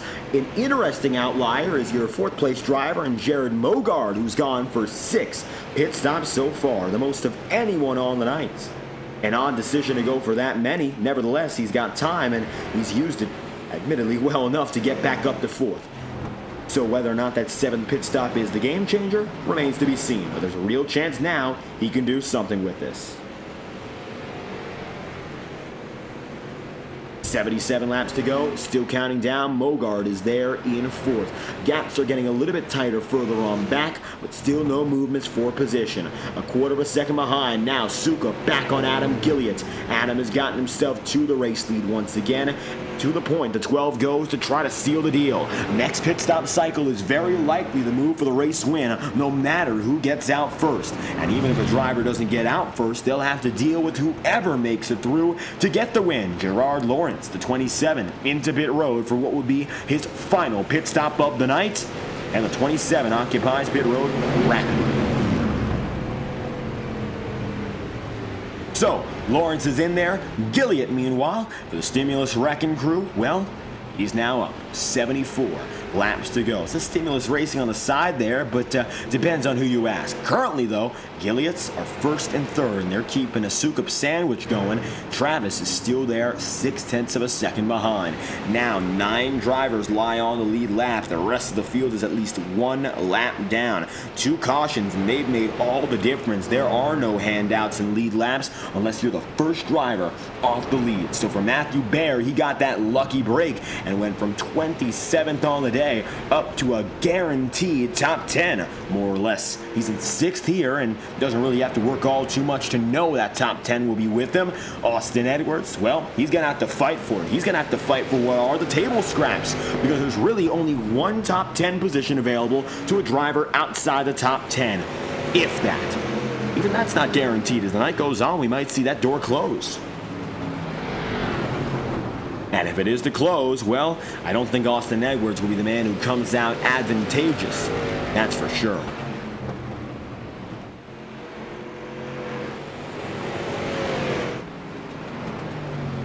Looking at third place, Gilliatt here looks like 2.3 seconds back. Gaps are not really being closed or shut in any sense of the word up front, but there are some side-by-side fights going on in the midst of the battle. Here comes the number 63 of Joe Campbell, making a move on the high side over the 99 of Steven Seams. Seams tonight is not having the best of days. He is from 27 to 26. Still a gain of 1 position, yes, but nevertheless hasn't made all too much movement. Got himself up 1 spot, but otherwise things really haven't gone all too much his way. Adam Gilliatt, though, with 69 laps to go, making a real nice run of it, as after more than 250 laps, we do indeed have our first retiree of the day. It looks like it's going to be Cristiano Roca getting out of this one, 20 laps down. Jose Godino, who is in dead last right now, is still racing, although he's in 28th. So 27th place will become 28th. Roca in the number 48 will finish last on the night. Looks like an unfortunate outing. It just hasn't gotten all too much better. Looks like some support, though, coming to the chat room right now. Thank you once again. Thomas coming through for Steven. And right now, Steven Rex running P24. 8 laps down, as is the majority of the field, at least 1 down. And as for the drivers who are multiple laps down, you have a total now of 15. Going from the rest of the field on back, 14th on. Your top 13 drivers are either on the lead lap or they're 1 lap down. Rest of this pack, they are at least 2 laps down, which means that even if there is a caution, they would not get back on the lead lap. That's how far behind they are. And that came down largely by virtue of pit road strategy. Something you can't really blame a driver for, but if they make the wrong call at the wrong time, it will affect them. Coming in, Matthew Baer, caution is out. Yellow flag will fly. Looks like the number 6 of Daniel Miller's involved. And here's what happened.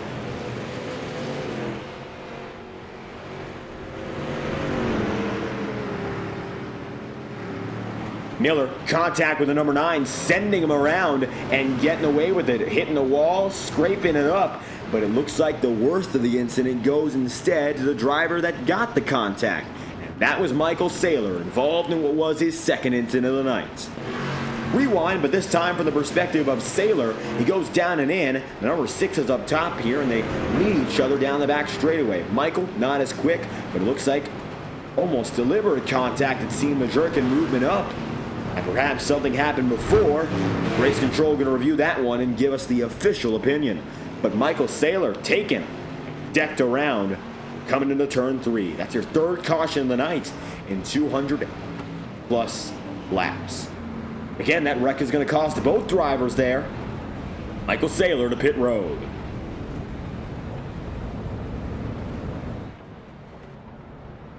With Adam Gilliatt coming to pit road here, it looks like it is official. This is the final pit cycle. So drivers are coming in right now. Gilliatt leads off of pit road. Then you got drivers still coming in. And we're all under yellow now, cycling themselves out. We'll figure out who's who soon as we get ordered in again. Nevertheless, if you're watching right now on FTN, stay tuned. We're going to keep the action coming at you, but we'll take a brief break to thank our partners and associates, and you won't miss a thing. Make sure you keep on the right side of your screen to watch these drivers under yellow, and we'll be right back, of course, before the green flag flies. Thank you for tuning in live on FTN Broadcasting. We will return right after this. This message is brought to you by the rebrand of Throttle Graphics and Designs. This publication may not be reposted without the authorized written consent of Throttle Graphics and Designs. NASCAR Camping World Ford F-150. NASCAR Xfinity Ford Mustang. NASCAR Cup Series Next-Gen Ford Mustang. Arca Menards. This has been the publication of the redesign and rebranding of Throttle Graphics and Designs. This message may not be reposted, republicated, or rebroadcasted without the authorized written consent of Throttle Graphics and Designs. Thank you, and thanks for your time.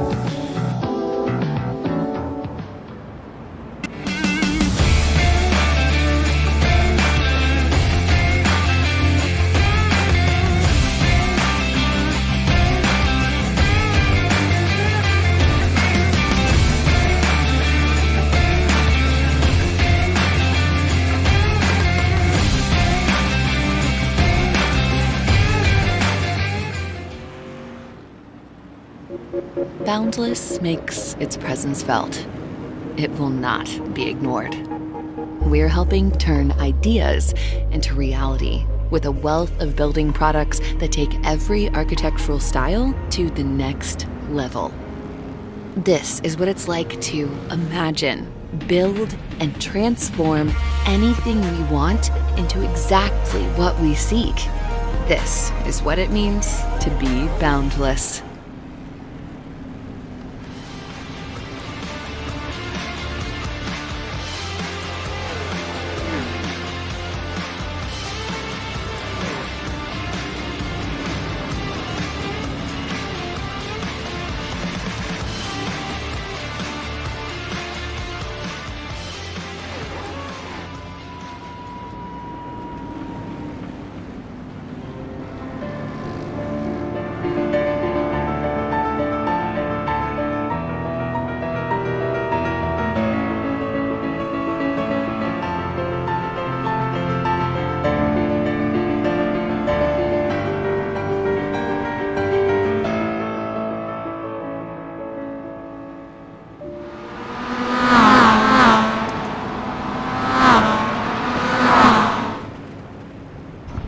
Here we go again, and 3 drivers, count them, 3 are on the lead lap.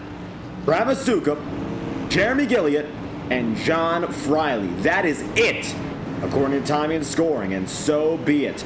Pit stop cycle catches them all dry, and so now to be Sukup who gets the race lead on the outside. Green flags out for the driver who's never gotten a top 10 before. He's up front now.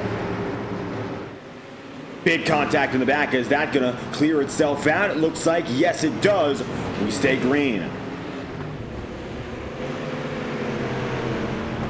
Now, an unbelievable circumstance with 55 laps to go. A driver who is not yet put together.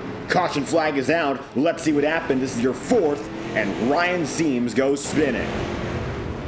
1 lap rewind will show you just what caused it.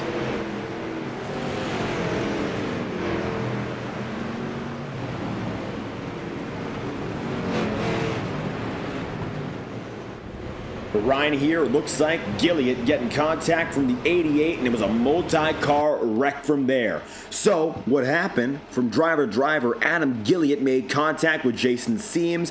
Then, Ryan got a piece of it. So, it looks like 2 of the Seams get caught in between it. Yellow flags out, 4-car incident at the minimum there. And so, we're pacing once again. Travis Zukup is going to come down to pit road and continue to work himself out. Although it looks like now he's in a rather advantageous situation. And we'll see if the 45 is available for comment. A man who is looking for not only his career best finish, but a first career win. And we'll see right now if he's ready and willing to comment right now. Looks like he is not available.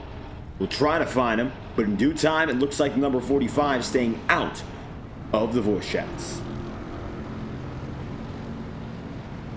Nevertheless, he gets out of pit road rapidly, and while we don't have him for interview just yet, he's making real good sure that he's going to go out there and earn an interview tonight. John Friley, race leader though, and now it looks like he is up and ahead by his lonesome. The 26 now gets the advantage, and for the first time tonight, the 26 leads a lap. After 274 cycles around, John Friley leads for the very first time.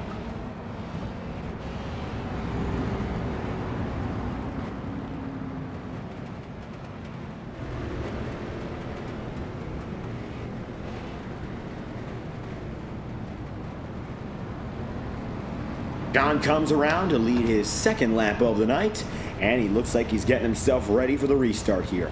Now, the iRacing pace car, as you might have noticed, is not in frame right now, and that is for a reason. The lappers do get that precedence when it comes to cycling around, so we might not even see the pace car when the restart, of course, comes to pass. That happened for our very first, and the leaders took a little while to get going because the iRacing official pace car, it drives indiscriminately. The lappers can be behind it. The leaders can be behind it. That is all race control's choice. Aaron Hillebush up on the admin control tonight. Well, he's been calling a real good event. Right now, he's making the call. 1 lap to green. We're pulling that pace truck in, and it's ready to drive back down.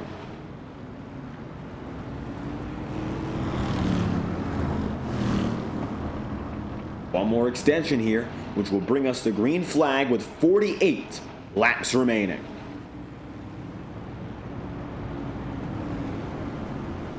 And if your favorite driver's still in the mix, again, we got 3 drivers who were on the lead lap. It's now been doubled. You got 6. Jeremy Gilliard and Adam Gilliard are still in the fight. Now Austin Edwards is again ahead of his old rival in this race, Matthew Baer. But they're 5th and 6th. So if they want to keep on fighting for the MVD title, it's now head-to-head. Lap machines don't make the difference for them.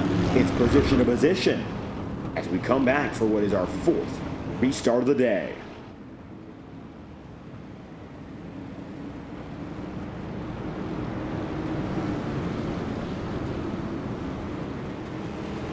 Pace car dives in. John Friley with control for the first time in this race. Green flags out.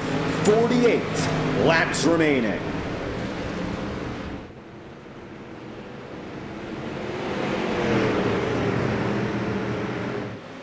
Travis Zukup takes it high, and again, he is still looking for his first career victory. And we've mentioned it many a time already, but even if he does finish where he qualified in 8th, it would be his career best effort. So far, he's pretty far above that. But Jeremy Gilliard, one of the drivers who's been dominant tonight, the Gilliard family, they've been on it. And it looks like right now, they're back at it. Coming through for Stimulus Racing, it's going to be the number 2 up to P2 with 46 laps to go. John Friley 3rd, Adam Gilliard is going to be 4th, 5th place is Austin Edwards here. 1.2 seconds back, that's where Edwards is, and he's still ahead of Matthew Baer, who's about a second and a half back on him, just due to having to make it through such a minefield which has developed quick. Travis Zukup, the number 45. 6/10 plus ahead of the rest of the pack, and he's gotten away. Gilliard breaks out for second, but we'll see now whether or not he has what it takes to make the moves to get for first. Over the last few laps, he's only been losing time to Travis. And it looks like he might fall more than a second back by this rate. But with 44 laps to go, he might have to use every single one of them wisely more than any else before. We had previous buffers of 80-plus laps on your green where maybe you could play around and try a different strategy. But if he's locked into something now, that's it. It's going to be go big or go home. So if he backs off for now, we'll have to find that perfect time to move back in, which is not a guarantee, and might fully backfire.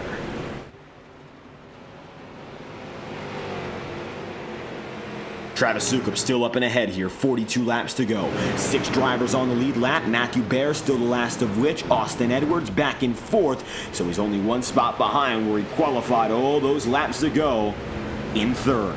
Maybe a chance he can finish this race out dead even and go for a podium finish. Wasn't expected beforehand, but it looks like Austin now has a serious chance of coming in with that top 3.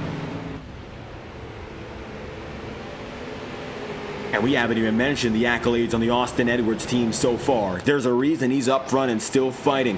2023 Most Valuable Driver, 2022 and 23 Car Number Owner Champion, and all-time leading winner in XCAL Racing. 32 wins overall. Enter the year with 31 and driving in 2025 for Jason Seams, the 2024 Car Owner Champion. 54 top 5s, 61 top 10s in 67 starts.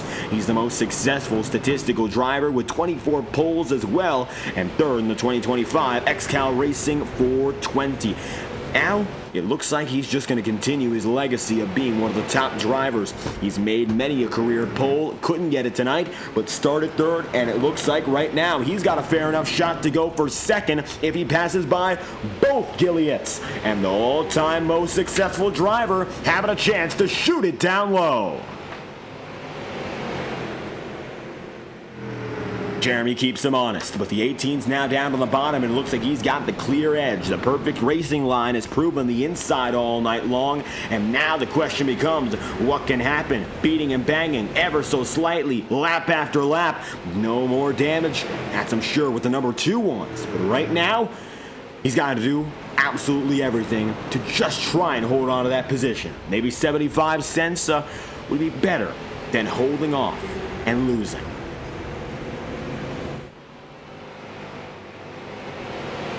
And with this distraction for Jeremy Gilliett, both Travis Sukup and notably Adam Gilliett has been able to get away from the fight. These two are keeping each other side by side and dead even. All the while, Adam has been able to make up several tenths of a second on the lead battle. And with 35 laps to go, coming even shorter, Edwards, having so much trouble getting around, makes some big contact, nearly shooting up that number 2 into the wall. Jeremy still fighting, couldn't make it happen there.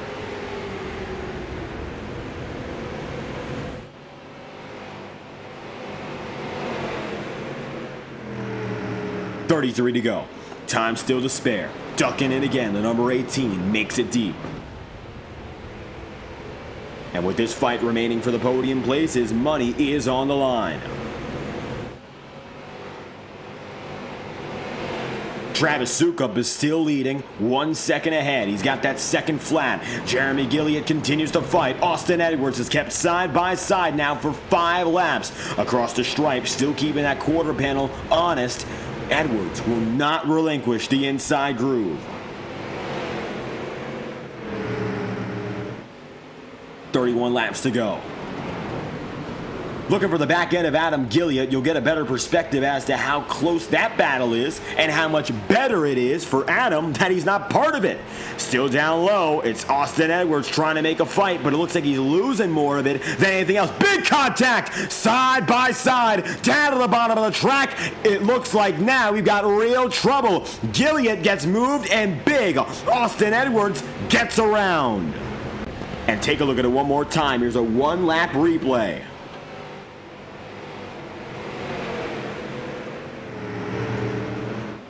And that's when the quarter panel contact becomes too much. Luckily, those two didn't outright turn each other, but I'm sure now that inside the cockpit, Jeremy is furious because he's got to deal with the lappers.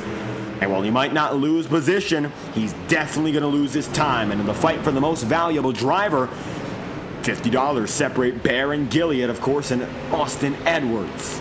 Edwards now gets another position. Baer might be able to close the gap, and Jeremy finds himself the pawn in between. Austin's now firmly third. Adam Gilliett is firmly in second, but it's clear now that Travis Sukup has no rival, at least currently. Unless a major change in strategy comes to pass, it looks like the Sukup team, 51 laps led and counting, might have a chance to finish this race out and go for some 75 plus laps led. Lap 300, we've just passed it, and we moved on to 301 with 25 laps to go. The tail end of this race is come through with another great battle, but for the lead, it looks like it's almost all said and done. Continuing to move away, Travis Sukup, as effective as he's been all night, this is where execution proves most critical. And no doubt, this number 45 has come to play. 24 to go. Austin Edwards, Jeremy Gilliott, and then just behind, Matthew Baer. That's the top 5 as they run, and it looks like now everything's gone stagnant. John Friley's back to 6th place, so it looks like he hasn't been able to really make the best of it in the last few laps anyway. A strong start for him, of course, from 25th, making his way inside the top 15 picture. Then, of course, having the issues to fall back off the lead lap, and now pit strategy just right, a guaranteed top 10. I'm sure from here he would love an opportunity to get inside the top 5, but beggars can't be choosers, especially when all things considered, huge advantage compared to a majority of the field. Up 19 on the day, and with 22 laps to go, we're going to crank it up here in Five Flags. Thanks to our partners at TrackCams22.com, we've got the best cameras in the business, and it's about time that we get live and loud. So, courtesy of our friends, let's crank it up in Pensacola here in XCAL Racing.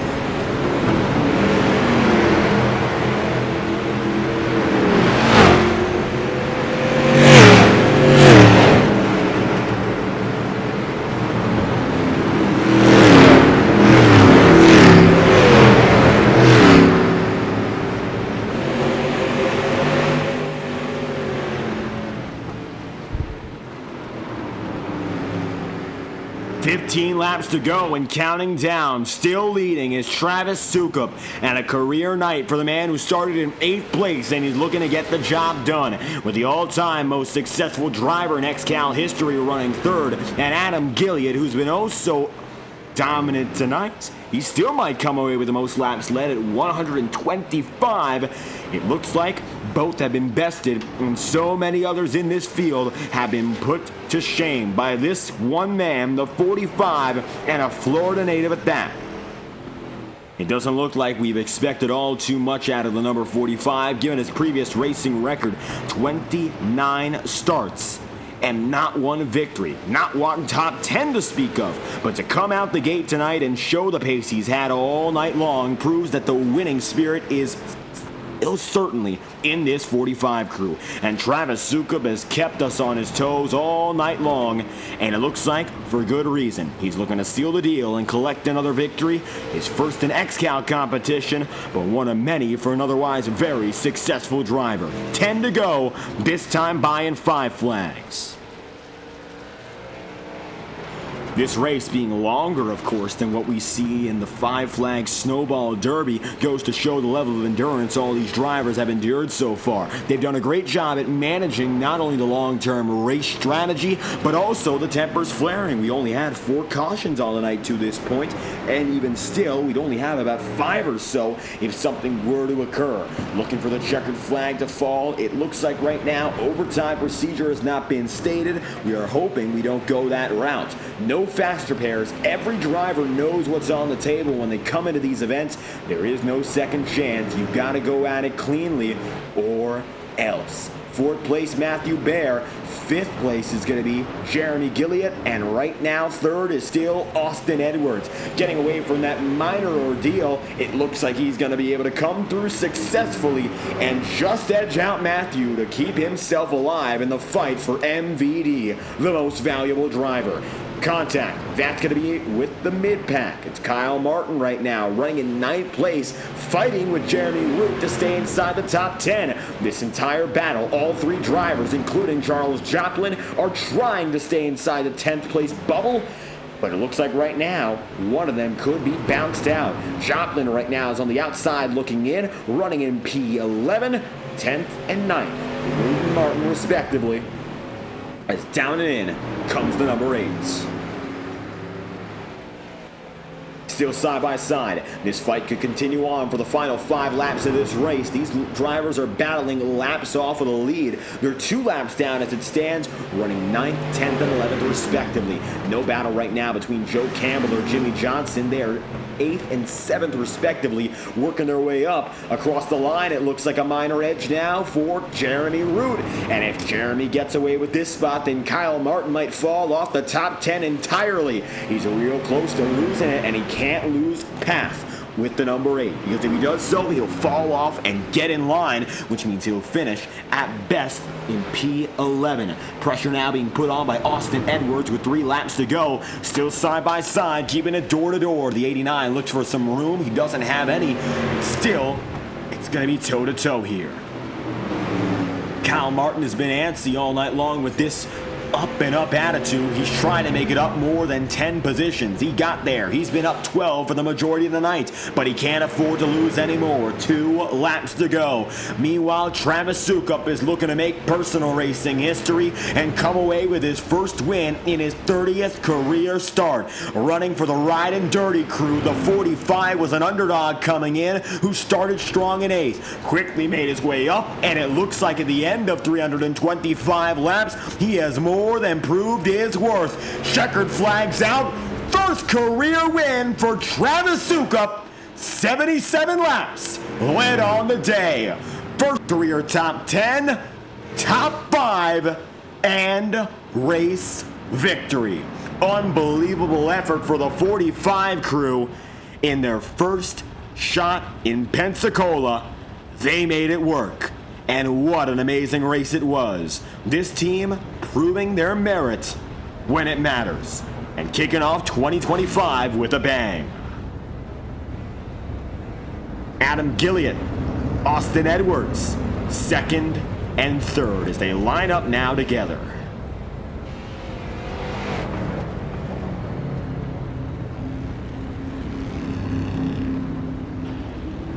Travis led 77 laps. Adam led 125 on the day, the most of anyone. And lastly, Austin Edwards came away with 6 laps led. As a total, the 3 led 208 laps on the night. A total of 64% of all laps led belong to your podium sitters. And each of them led at least 5 laps.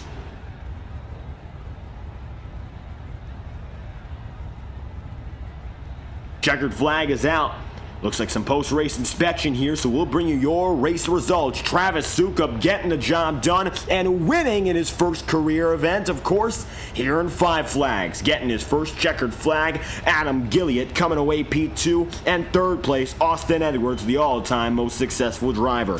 Then you have Matthew Baer in 4th, a major recovery from 4th to 27th to 4th again. He finishes where he started. Jeremy Gilliott finishes in 5th with John Friley, the last man on the lead lap, 6th place. Jimmy Johnson, 7th. Joe Campbell in 8th, and Kyle Martin in 9th, with Jeremy Rood P10. 11th place is Charles Joplin, and 12th was Lautaro Lamperti. He comes home 2 laps down. Brent Neckes in 13th. Matt Pelletier in 14th place. And Gerard Lawrence, P15. 16th goes to Jason Seams, with Ryan Seams coming away 17th. Jeff Edgar, pole sitter, 18th. Michael Saylor, 19th. Stephen Rex, 20th position on the day. And 21st to Steven Seams. Last drivers on the night, they go as follows here. So you're going to have 22nd, Jared Mogard, Jose Godino in 23rd, Scott Gilliott coming away in P24 on the night, and Sean Andrews, 25th. Albert Ewens, 26th. Daniel Miller, 27th. Cristiano Roca, 28th and last. And at that, the only driver to retire on the night. What a race, what a performance, and what a win it was for Travis Sukup, the first driver we're going to be hearing from right now. Broadcast booth is ready, and all these drivers are. We're going to speak to your podium sitters. First and foremost, your winning man, Travis Sukup, getting the job done. And to our understanding, not only your first career win, but your first top 10 in 30 appearances. What a way to break out. Yeah, it feels good. I don't know what happened. I guess we just got lucky today. Well, it seemed a bit more like luck with 77 laps led. And first off, a strong start qualifying in the top 10. So can you break down the first half of the race where we were under green, and we'll go from there? Well, I just started out trying to save gas and trying to clutch, and really wasn't working. So towards about halfway through, I just said forget it and just started running normal. And it seemed to start working, I guess.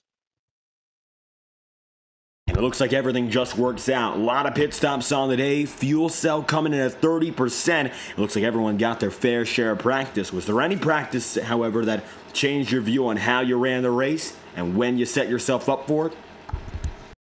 I'd say pretty much just every single one of them. We were at a lot of practices. Me, Steve, Brent. We were constantly working and trying to get the most we could out of it. So I'd say all of them were about the same. A major performance at the very end, of course. Last run, driving away from the rest of the field. It seems that confidence was key. With that said, your first win, and it's your 30th start here, and we're only just getting started for 2025. So how do you feel about bringing this momentum into the rest of the racing season? I feel really good. Had a real good time. Like I said, I think I'm trying to work on. I mean, these guys are just way too good out here saving their cars, and I think that was my biggest problem, is trying to save with these guys that know what they're doing. And it's a talented field, no doubt about that. But tonight, you shine the brightest with this big victory in Five Flags. 325 laps have come and gone. Do you have any final shout-outs or messages you'd like to give? Well, I'd like to thank Brent and Steve. Brent wasn't able to race tonight. He was with his wife in the hospital. I'm not sure what happened there. Hopefully that goes well. Just the team. We get together, have a good time. I really appreciate XCAL. It really is a good time doing this with some of the best guys you could run against. And just like that, Travis Sukup, a Florida native, gets the job done here in Pensacola, winning the Five Flags 325. Thank you again for your time. Thank you for what you do. And with Travis on the way, big victory for this number 45 crew, a first career win, but a dominant performance all things considered, especially in the late stages. Next up is the man, however, who led the most laps on the night at 125 and had the midsection of this race on lock. Adam Gilliott coming away P2 tonight and a few seconds off victory. Yeah, how's it going? Yeah, that was a good race. We had that thing pretty locked down in the middle. I just fell off a little bit in that last run. Congratulations to Travis. I mean, he ran a good race. I think I had a little bit of damage there at the end. I just couldn't quite get to him, which is unfortunate. But that's what happens whenever it was pretty chaotic there at the end. And we saw those last two cautions specifically at one point. We only had 3 drivers on the lead lap. So for us at FTN anyway, it's our first broadcast here, but I know a lot of you drivers are veterans. So how was it for you dealing with that strategy situation where one wrong pit stop could have put you off the lead lap and you never know how long it takes to get back? Oh man, I'll tell y'all, I was down bad there for a while. I went a lap down twice. I waited too long pit road, took too much fuel one time. Something else happened, another caution. I'm just surprised I ended up back on the lead lap and in second, to be honest with you. I mean, strategy is always crazy in these races. That's what it comes down to, and that's just how it is. The strategy battle proved major tonight. So 325 laps. You guys have seen this track before. It's a long one, no doubt. And fuel and tire came into play. Did you think fuel or tire were the most important for you? Was it one or the other, or just a combination of both? It was really I don't know how the fuel game was going to work out. We had them couple of cautions there, so I was interested to see how the fuel run there was going to play out for me, because I know I was pitting pretty early compared to some other guys, but I don't know really. That's what I was trying to figure out. I was trying to figure out if my tires would make up for the less fuel on that last stop, but we'll never know now. Maybe another race. And that remains to be seen. A good start, of course, building some momentum for the rest of the XCAL season here, and a podium finish at that. So, second place, 125 laps led on the day. Any final comments you'd like to give out? The floor is yours. Oh yeah, thank you to XCAL for putting this stuff on. I mean, they're fun to run and everything. Y'all go visit the XCAL Web Shop and go get you some merch, and we'll see you next week. Second place on the day, Adam Gilliard coming through for a solid performance and the most laps led. Thank you again for your time. P2 on the move for Adam, so the last driver we'll speak to is one who needed a night like this. It was back and forth between he and, of course, the number 57 all night long. But when it comes down to the fight to make it through and get those extra most valuable driver points, it looks like tonight, Austin Edwards had the advantage. We'll hear from him right now. Third place on the day. Didn't lead as many laps as the guys ahead of you, but you sure made your way up there. Third place to third place, but that doesn't tell the story. Tonight was quite the up and downer. Yeah, David, it was a rough night to say the least here. We went to the first couple races of the season pretty much scathes free, but as you can see, based on the iRacing incident counts of tonight, people running up 10, 20, 30. Me personally, it's 17, so a little damage to the car. We were looking pretty good to start off the race, led a few laps, and had a pretty good strategy going. Got into a scuffle out of turn 4, had some damage, came to the pits down, and pretty much went a lap down, and it took a very, very long time to get back up, and unfortunately just didn't have enough ground on the leaders when we came to that last run there, but regardless, after the crazy night we had, dropping as low as I think 19th, 20th, bringing it back to the top 3 is pretty good. And we noticed right now, as you mentioned, you got that damage on the front end. It's pretty clear in these last few lap replays we're showing on the stream. It was an up and down. Your lowest was officially 16th, but you might have dropped further through some of those cycles from lap to lap. We saw that the lappers had a lot of control in how the latter portion of the race played out. In some cases, you were a lap down, in others you weren't. So how was it like dealing with traffic, especially with the battles head-to-head with the drivers you were facing? Oh, the traffic around here is always a disaster because you got guys on so many different strategies that could be racing for what could be the win, but they're showing a couple laps down, so they're racing you as hard as they can. You got lappers trying to get their laps back. Me and Juliet actually had a pretty close battle there when I was a lap down, trying to get my lap back naturally because he was the leader. So all that was a real scuffle, like it always is in these super long races with different varying strategies. And like I said, that damage on the front end did hurt pretty bad. I feel like we had one of the fastest cars coming into this week, but that damage will hurt you with such a heavy car, such a fast track, and not a lot of time off throttle around here. So unfortunately, these street stocks of all things do become aero dependent. But ridiculously up and down night, definitely the craziest race we've had all year. I'm hoping for something more lucky and calm next week, but we'll see what happens. We're already talking about the most valuable driver fight, and this is something that has only just begun for many a driver here. So collecting some big points, and we know incidents also cost, so how do you feel about rolling this momentum from here on out?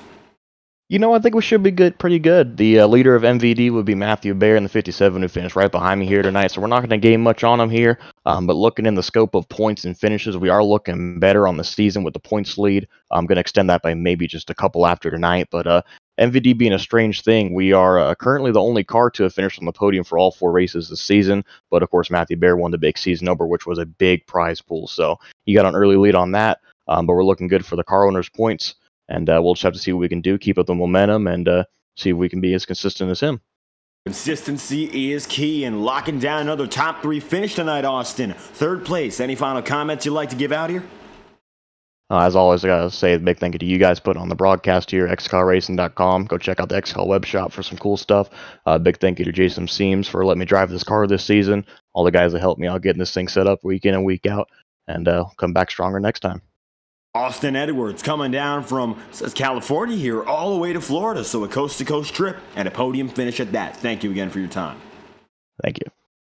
And so, top 3 finishers, all 3 of which making real good strides tonight. Austin Edwards in that most valuable driver fight, gonna gain slightly, just enough to come away with 3rd place. Adam Gilliard keeping the successes running, gets away with 125 lead laps and the 2nd place finish. And for Travis Suka, after 29 previous starts, he finally wins and collects a top 10 in his 30th for the very first time. An amazing accolade for a driver who's been waiting oh so long for the shot, and he proved he's worth it at long last.